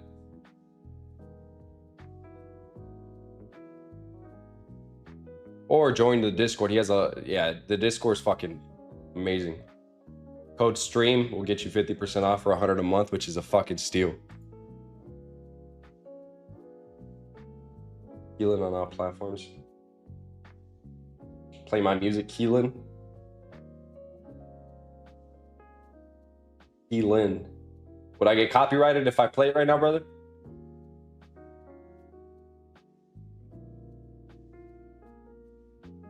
I'm Mexican, so my parents are Mexican. They're from small towns around Guadalajara in Mexico. Probably like an hour or two drive distance from that main city. And I was born in the States. So I was born in my parents are immigrants, and I was born in San Jose, California.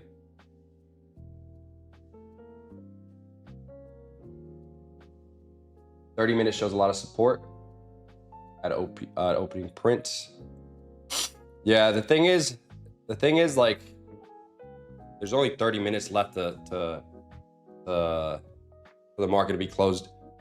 So unless we have a big 5-minute candle, I'm cash. I'm fucking cash.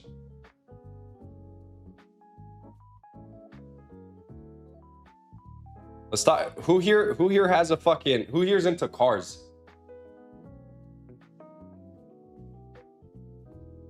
I've been hawking I've been eyeing a car specifically that I want to buy, but yeah, I figured a lot of you guys love cars. I think that's partially why I got into trading. I want a specific car.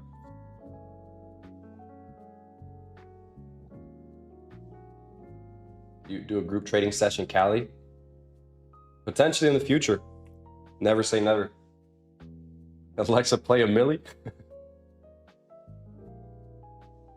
Hey, Alexa, play I Get Money by 50 Cent. Me try. Yeah, I love. Yeah. Chat. I was going back and forth with these by no means. Hopefully, in the near future, the goal is next year or the year after to get the actual car that I want. Right. The ultimate goal would be this, essentially, chat. Let's see. Let me see. There you go. The goal. And I think that's the goal for every day. I mean, for every day, for every dude. But in between that, you have like you have 570Ss, McLarens, you have Huracans, you have these base model, I guess you could call them supercars. But which the goal for that is, I don't know. I'm stuck in between these materialistic things and living that nomad life right now. But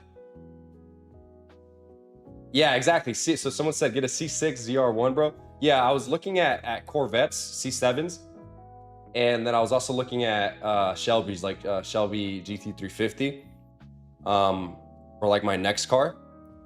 Just some muscle, to get me by for the next year or so, maybe a couple months. But I don't know. I'm stuck in between which one. I'm a weirdo. 69 Nova, bro. Those are fucking sick. Those are fucking sick. Let me see. Can I actually 69 Nova? Let me see. Let me see, chat. Let me experiment here with something. Let me see if I could pop up my window capture. There you go. 69 Nova SS. Yeah, those are nice. So the two cars I'm kind of hawking is just a regular C7 vet. Black.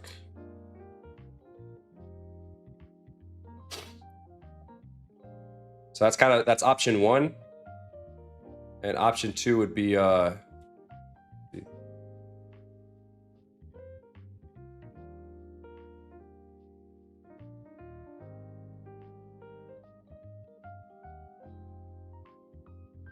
low Voodoo engine. Let's see.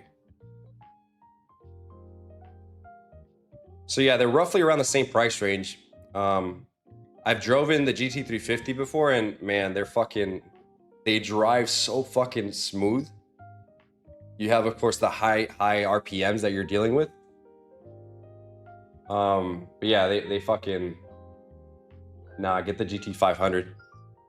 I don't know, GT500. I love the manual. I love how the GT350 is a manual. But I do agree, they look more aggressive. They do look more aggressive. But man, something about this C7 vet that's been calling my eye.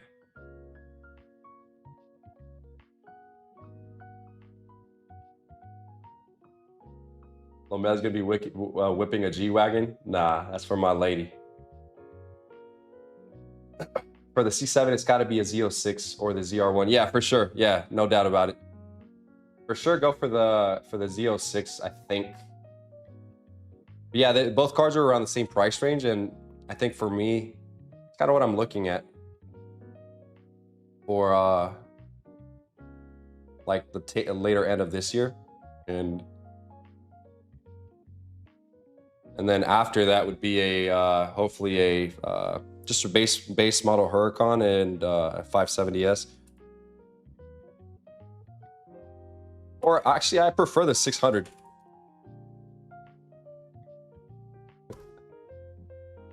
Images. A 600 LT. It has the dual exhaust in the back, right? This is the one. I don't know, something about the 600 LT I kind of almost prefer over the 720S. But then the 720S is a fucking 720S.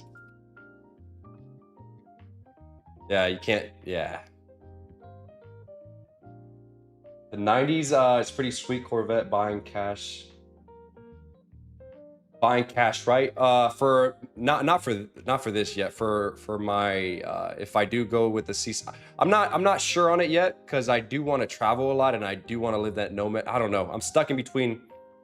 I'm in that weird phase in life. But yeah, if I do one of these two, mostly cash. I don't know. Honestly, don't know. I like muscle cars too. Corvette. Yeah, Corvette. Yeah, it's been growing on me. A lot, actually.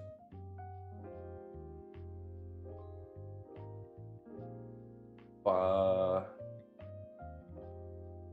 supercars above that level start becoming a bad investment. I know. And yeah, that's the... I am going to get one someday soon. Don't know when, but... yeah, keep leveling up, I guess, but... Huracan. Then you got the Huracans, right? Which will range you like anywhere from 200 to 300 for a used one. Then you got the big boy. Man, this shit is specifically for me, this color. Like this highlighter yellow. How do we go talking about fucking trading, like not looking at SVJs? That's fuck, chat. Yeah, I mean, it's basically the only reason I'm doing this is because it's pretty much it for me as far as trading goes. We hit the 2-hour mark, so. But yeah, travel. Travel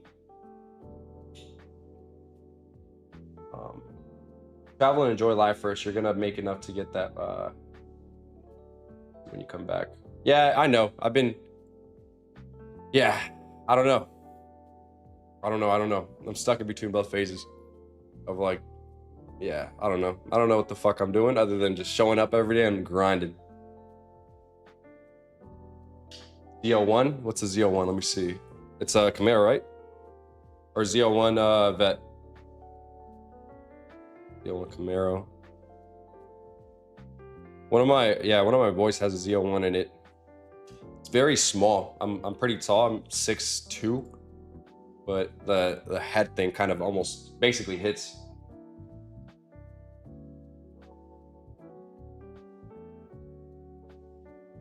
Buying a car is a good investment. Yeah, I agree. I agree. Go long, bro. Let's see where we at on charts. No, I'm still eyeing the charts, but let's see.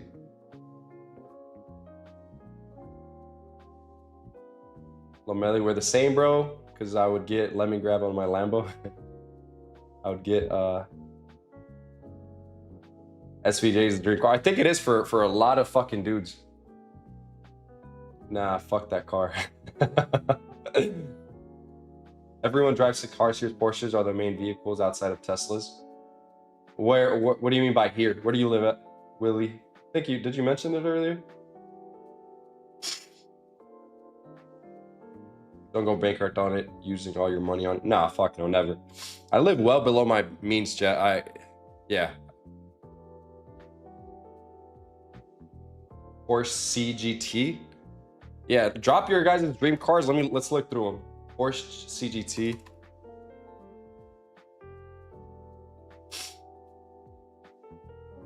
Is this the one that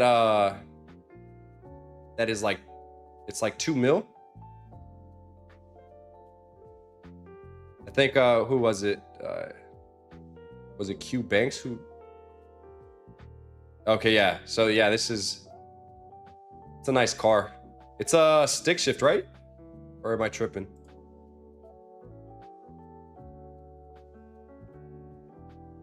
SF in the valley. Yeah. Yeah, they got a whole bunch of Teslas, huh? And then what is it? The self-driving cars, the fucking forgot their names.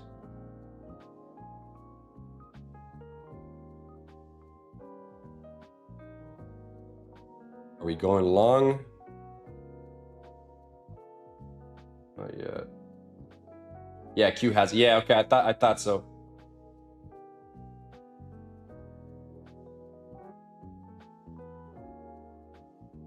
Yo, Lomeli, you were right. I funded a personal with AK, and yeah, it was a bad idea. I'm gonna stick to prop firms or fund my personal with less. Yeah, did you blow the AK? Waymo, yeah. Waymo, chat. I got Waymo. Waymo trades, Waymo money.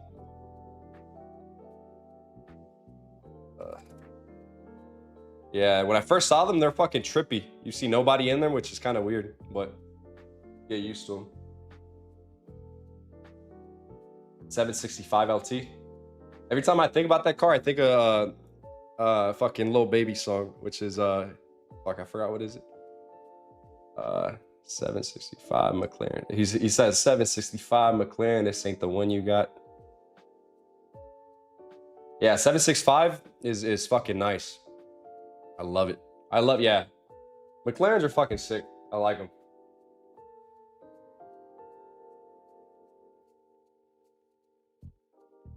People keep saying long now. Let's see. Let me Yeah, it was cool experimenting with this whole window here, which I'll probably do more often when during slow times.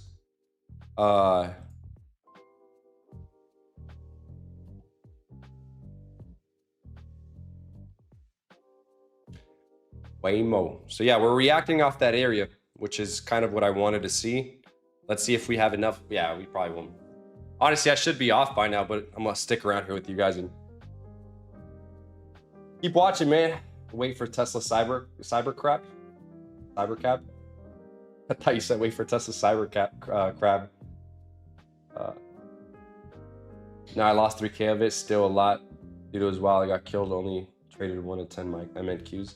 Yeah, trading a personal brings a lot different. It's different emotions, and I think that's where a lot of prop traders are fucked because they see this. They see the prop game as like, oh, I could just reset, right? Where in the actual live account, there's no reset button, right? If you lose the 8K, you lose them. So I would say if you do fund it with something small that you're willing to, whatever your max loss for whatever you're able to stomach for like 1 day or 2 day, deposit that. And nowadays you got good brokers with good leverage.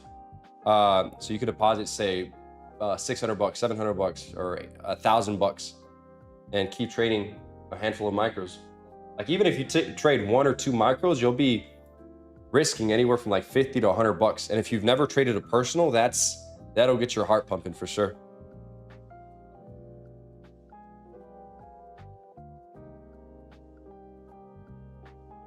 In 20 years, and AI miners won't let us drive by ourselves.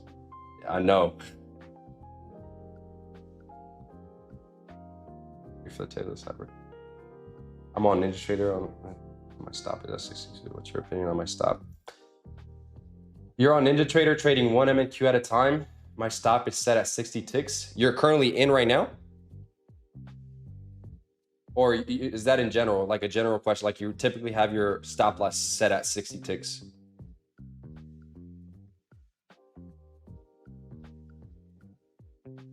No, your heart pumping. Bro, I know. There was a time where I was really trying to push on my size on my personal account and I went a little too aggressive. Yeah, fuck. As soon as I got in, I'm like, hold on, let me take a step back here. In general, I don't think that's the, I mean, to each their own, but I take my stops based off of price structure, right? So hypothetically speaking, say I was taking a short here off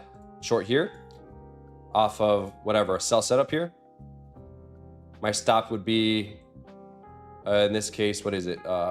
37 points. So however many ticks that is, that's my stop, and I would size according to that. Now, say for whatever reason, let me see.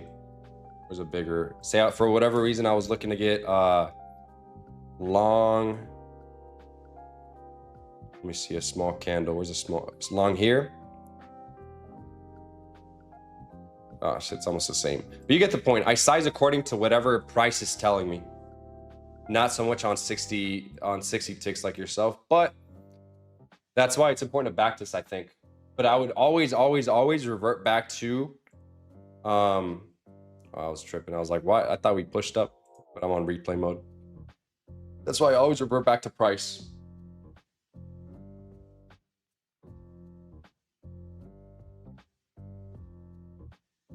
Yeah, there you go, Alan. Stop loss should always be according to price.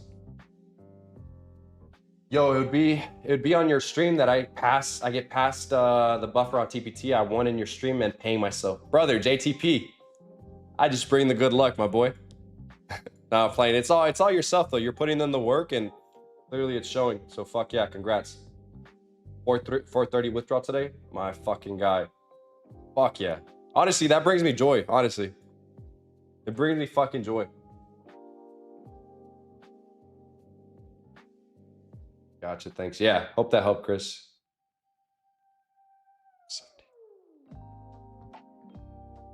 70, that's your target. Yeah, these swing lows. Yeah, it's a good target.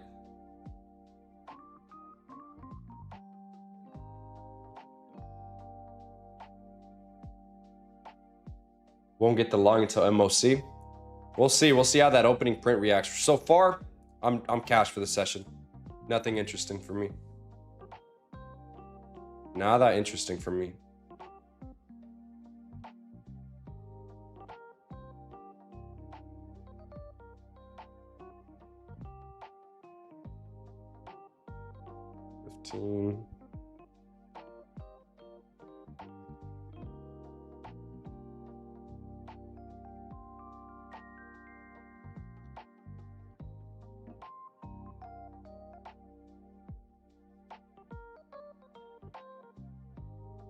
All right, my guy, I'm out. Have a good weekend. Methodic, yeah, my guy. Have a good weekend and go touch some grass. Go detach.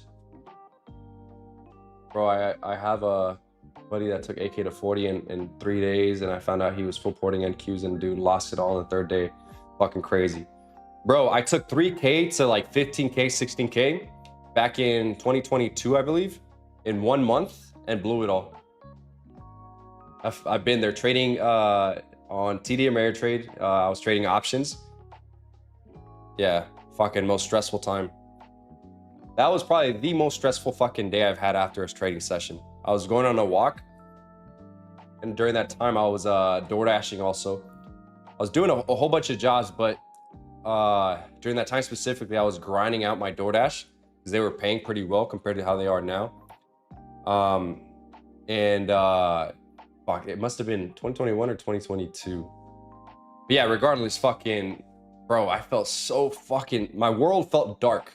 There's no other way to explain it, but my world felt dark.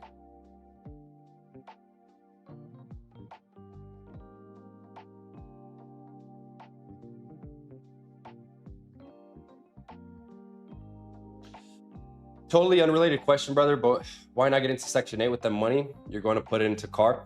Bro, it's funny, like, that's the same question I asked Jake. Like, when I went to the New York meetup this last August, I was like, I have this much money put away. I've been doing fairly decent with trading. I've been doing pretty well. And I was like, I literally was looking into Section 8, and the advice he gave me was kind of,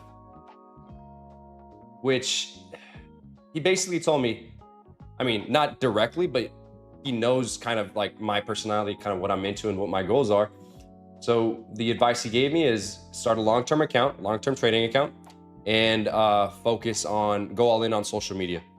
And those will have exponentially higher returns in the long run. And the money you have put away, just sit on it. Sit on it where for when opportunities do present themselves, you're able to use them. But that's in a nutshell kind of the advice he gave me, and kind of rolling with it. No, it's not too personal. And even with the car, bro, I'm not a fucking materialistic dude. Like, I wear black tees every fucking day with shorts, and like I said yesterday, I have like 40 black tees and that I buy in bunches. Like, I'll go to this one specifically is Fabletics. I'll go and buy 4 of them and try them out, see how they go through washes, and then if I like them, I'll buy more. I'm not a materialistic dude. I live well below my means, but I fucking love cars, and I have yet to, I would consider that a splurge in a car that I really, really love. So it would be within that price range for me, like a C7 or a GT350. And then after that would be McLaren. Now we're getting into the big boys, the Lambos. But yeah, I'm also, I don't know. I guess I just brought it up because I was talking about it earlier with my brother yesterday. Smoke some grass and touch some grass. Rye Guy World. How old are you? I am 26 years old, or 26 years young. We talked about this a couple of weeks ago. What age would be Unk age? At what age do you become an Unk? Yes, I do trade the 9:30 a.m. session. That's my bread and butter. That's where most of that's where most of my risk comes from. Appreciate you, Lomeli. About to go touch some grass and smoke some weed. Have a good weekend, bro, and love you. Bro, Adam, love you, brother. Love you, and fucking see you on Monday or Sunday night with Ron. I got familiar advice in San Jose. Yeah, because it's all relative on your overall goals. Like, for me, I was thinking, I know what my goals are and what my dream life looks like. So yeah, everyone has different approaches. Like I've met guys who are doing fucking amazing in life. They own zero real estate, and vice versa. Like I know, and don't get me wrong, like I do plan on getting into real estate in the future, but in the current phase that I'm at right now, the full focus for me is trading and social media, which is content. But it comes in stages. Like I read a book which was called "What Got You Here Won't Get You There." So life comes in stages, and me looking to buy 1 or 2 houses just to get passive income isn't gonna be life changing.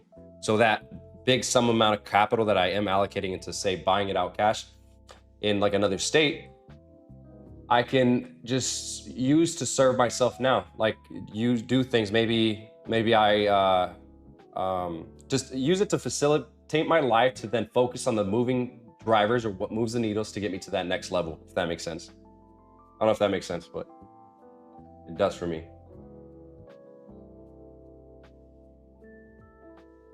Nah, Section 8 has a whole bunch of scammers. Stick to social media, like Jake said. I can already tell you would do amazing on it. My guy, Rambo, appreciate it. And yeah, it's only been that I've been actually focusing on October, November, December. Been like 8 months. And the goal for the end of the year was, again, 10K, which I'll probably hit over the weekend, if not early into next week. And yeah, it's been fun. I'm genuinely enjoying the whole social media game, and I'm using it as a game. 35 is Unk. 37 is Unk. I got 10 years on you. Bro, I got called Unk at 29. Bro, I was at a coffee shop one day, and some kids were fucking being smartasses with me, and I got called Unk as well. Porsche Cayman would be a nice start and build from there. Such an amazing drive. Porsche came. Let me see. 1 second, chat.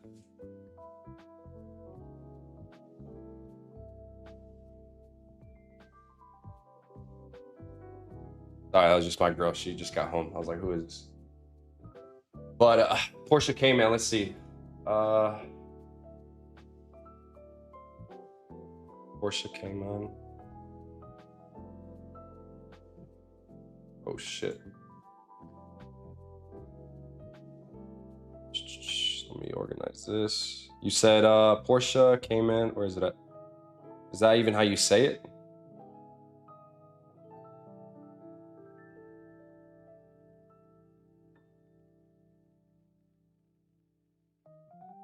Cayman.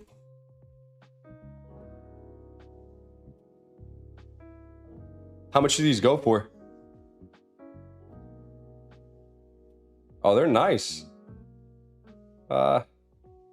Yeah, the GT3s have been growing on me, honestly.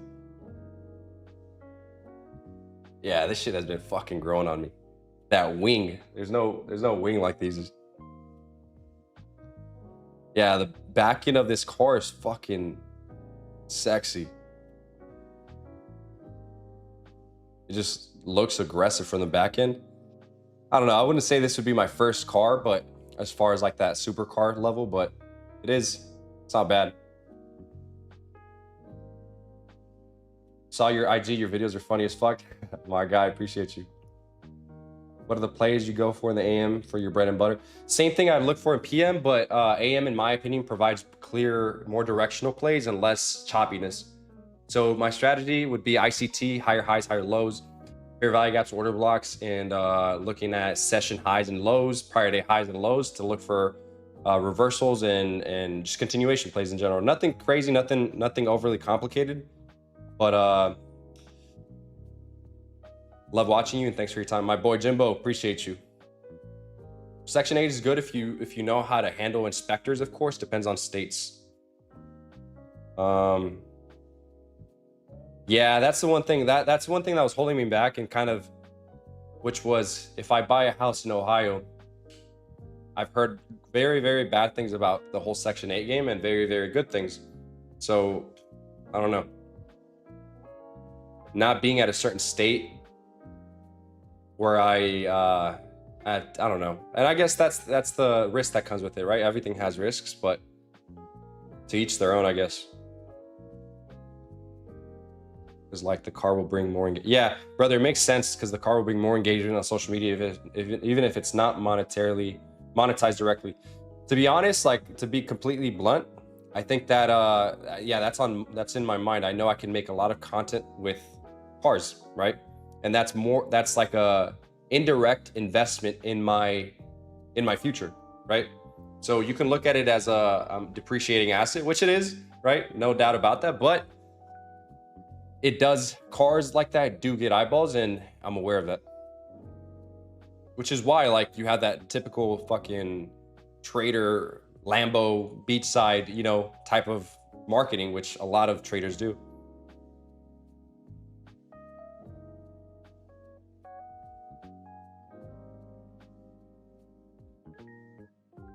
Lambo, that's the way to do it. With deposit a small amount that you're willing to lose. So if it's 800, do it, and then take withdrawals. Every time it goes over 1,000, withdraw. Do that 3-4 times, build confidence, and maybe next time you build it to say 1,500, and maybe leave 1,200 in there, and that's now your minimum balance. So be your own risk manager. I got called cooked by my nephew. Bro, I'm 56, y'all chill with the 30s, Unk. Yeah, fuck. That's funny. So much for the NQ longs today. Holy shit. I know, bro. I know. Where we at right now? Oh yeah, we're literally dumping now. Where's that? And then where's chat? Where's chat? Fuck, I lost chat here. Hold on. Oh, it's on.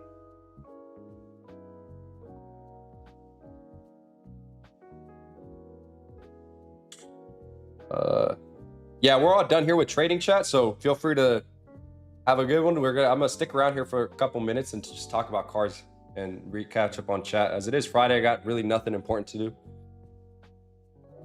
You can get a nice one for like 30. A Porsche? Porsche if you're a gay man. A GT3 RS is disgusting, like absolute sleeper.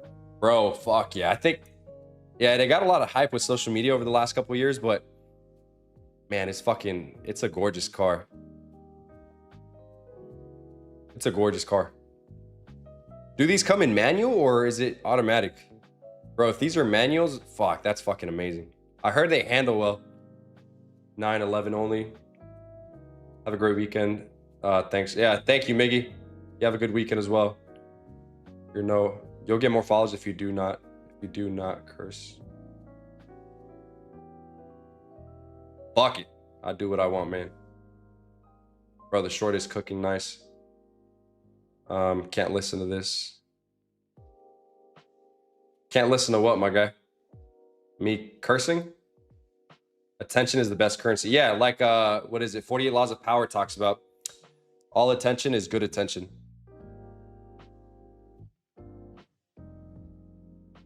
No, they come in. Oh, that, yeah, bro. If they come in manual, that's fucking amazing.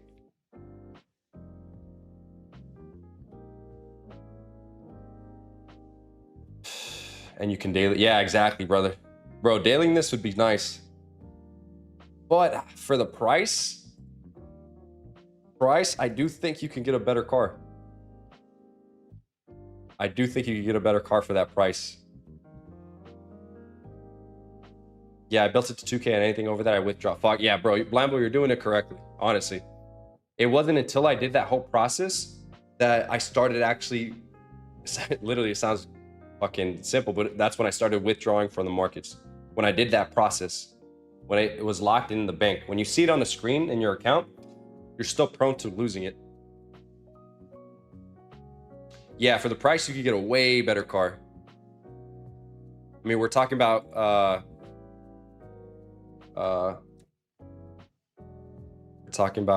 much do they go for? Yeah, ranges from, the markups would be around $500,000. For $500,000, you can buy 3 better cars, in my opinion. That got to be your dream car, or money is not an object for you, or you're playing Pokemon with the car. Yeah, brother. Yeah, it's still a nice car regardless, but I do think the markups and the price are, I don't know. So many short orders are getting filled on ES. You buying GT3? No, not yet. No, we're just talking about cars. I was talking about potentially getting a C7 blacked out vet, something like this. Some American muscle, or a GT350 potentially. So I was in the, I don't know. We were just talking about cars, and then we went on this rabbit hole of looking at SVJs and then GT3 RSs. Buy a Lambo, bro.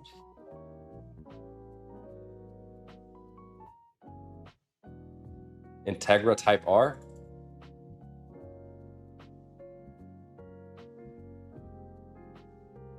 Huh. Yeah, I don't know much about these cars, honestly. Oh, you'd buy 3 of them? Honestly, fuck. McLaren. Yeah, that hopefully in the near future, McLaren would come. For now, my budget is a little lower. But again, I also want to travel a lot, so stuck in that, keep traveling a lot, so stuck in that range. For my ultimate dream car is an SVJ, for sure, no doubt about it. An SVJ, but in order to get there, I need to make a lot more money. Having it, and if I get this, I kind of told myself I have to be able to afford it in cash. If not, it's a stupid decision. But yeah, this would be in the future. I have nothing on my desk other than this.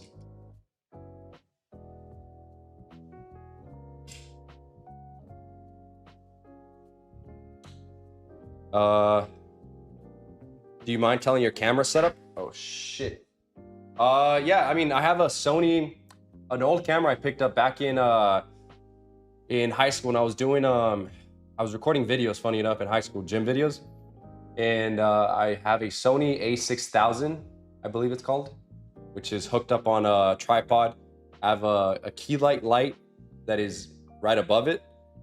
And that's all I have really. And then I have I made this little backdrop here with some lights and shit. But yeah, the camera setup isn't really crazy. I think what really makes it really nice is the lighting. You'll get the car's already yours. Yeah, brother. Honestly, I've been getting a lot.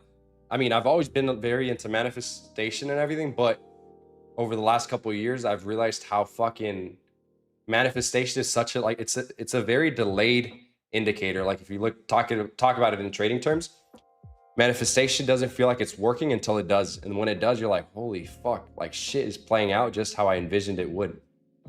Like I have videos of me talking when I was like 19, 20 about things I'm doing now, which is fucking, it's crazy. Manifestation is a fucking crazy thing. Like the mind is so powerful. The mind is so fucking powerful, Chad. I think if we ended off on this note, like the mind, you put those panels up yourself. Sure, we could say that. Now, my dad, he came over and helped me set them up. Think about what a thought is. Yeah, bro, a thought, bro, check this out. This is huge. This is huge on the mental side. A thought, like we each have 60,000 thoughts on a given day, right? So when you think about something, what's after the thought?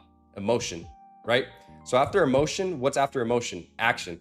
So if I'm thinking, I don't know, if I'm thinking, I want ice cream.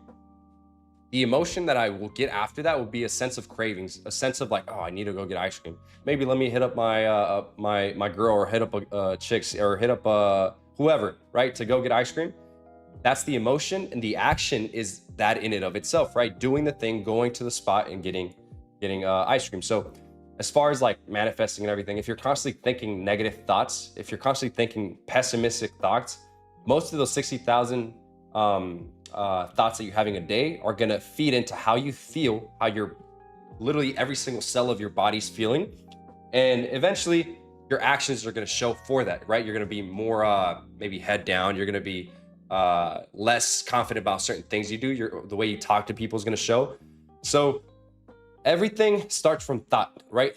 Thoughts create emotions, emotions create actions. Now, and vice versa, if you can train your mind to think positive, abundant thoughts for most of your day-to-day of those 60,000 thoughts, you then will have positive, abundant emotions. And those emotions will start feeding into your day-to-day life. That's why people say it's like, embody the person that you want to be, right? If you can do that, you will move like that person. And then eventually those things will come to you. It's fucking science. Like if you start moving how you want to, if you start literally envision the person you want to be and start doing those things and actually feeling how that would feel, do that on a day-to-day basis, and bro, things will come to you. Things will fucking come to you, but it starts from the premise of thought, emotion, action, right? And all this is done subconsciously because you have two parts of your brain, your conscious mind and your subconscious mind. If you can train your subconscious mind to feed your conscious mind positive, abundant thoughts, that conscious mind will then start bro, your life will fucking change. I think manifestation is like, people look at it as like it's like this woo-woo shit, but no, it's backed with science. If you look at it from a very, very deep level, the brain is so fucking powerful. And I really, I think my edge as like through this whole journey has been understanding how the mind works and how manifestation plays a role in everything that you do, right? If you're fat, you've manifested that shit. Like I'll be straight up. If you're in shape, you've manifested that shit. You've thought, I don't know, I could go on a deep rabbit hole, but yeah, literally like that red color theory. If you go outside, right? And you look for you probably never seen how do I put this? It's like, if you don't see how many yellow cars there are in traffic until you start pointing them out. And once you do, you're training your mind to actually go and see those things. So your forefront in your conscious mind, right?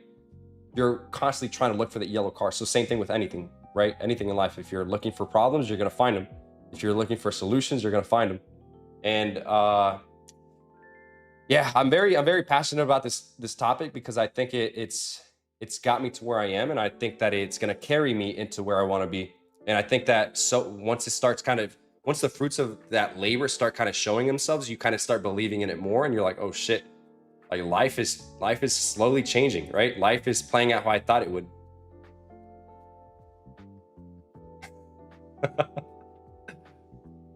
How old are you? I'm 26. I worked in a side note, I thought you said thoughts. Nah, not thoughts here.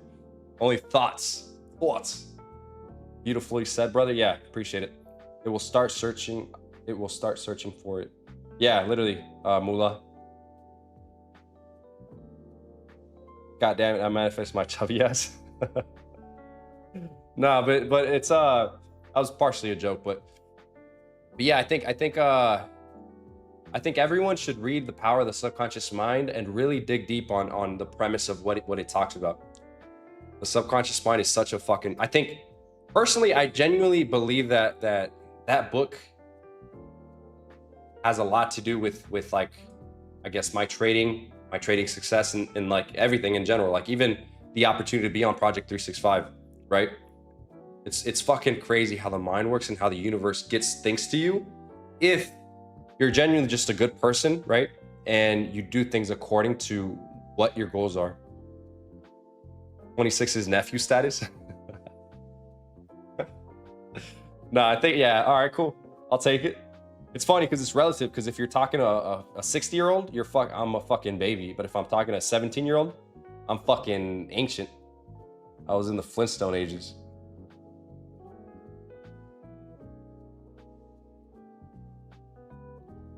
Oh shit, trade is dumping. The market's dumping at close here, huh, chat? Someone said this has been my highest risk to reward. Fuck yeah. The brain rules. Lomeli, you said something important. What did I say? What did I say? Subjective? Oh yeah, fuck yeah. It's all subjective. All of it's subjective.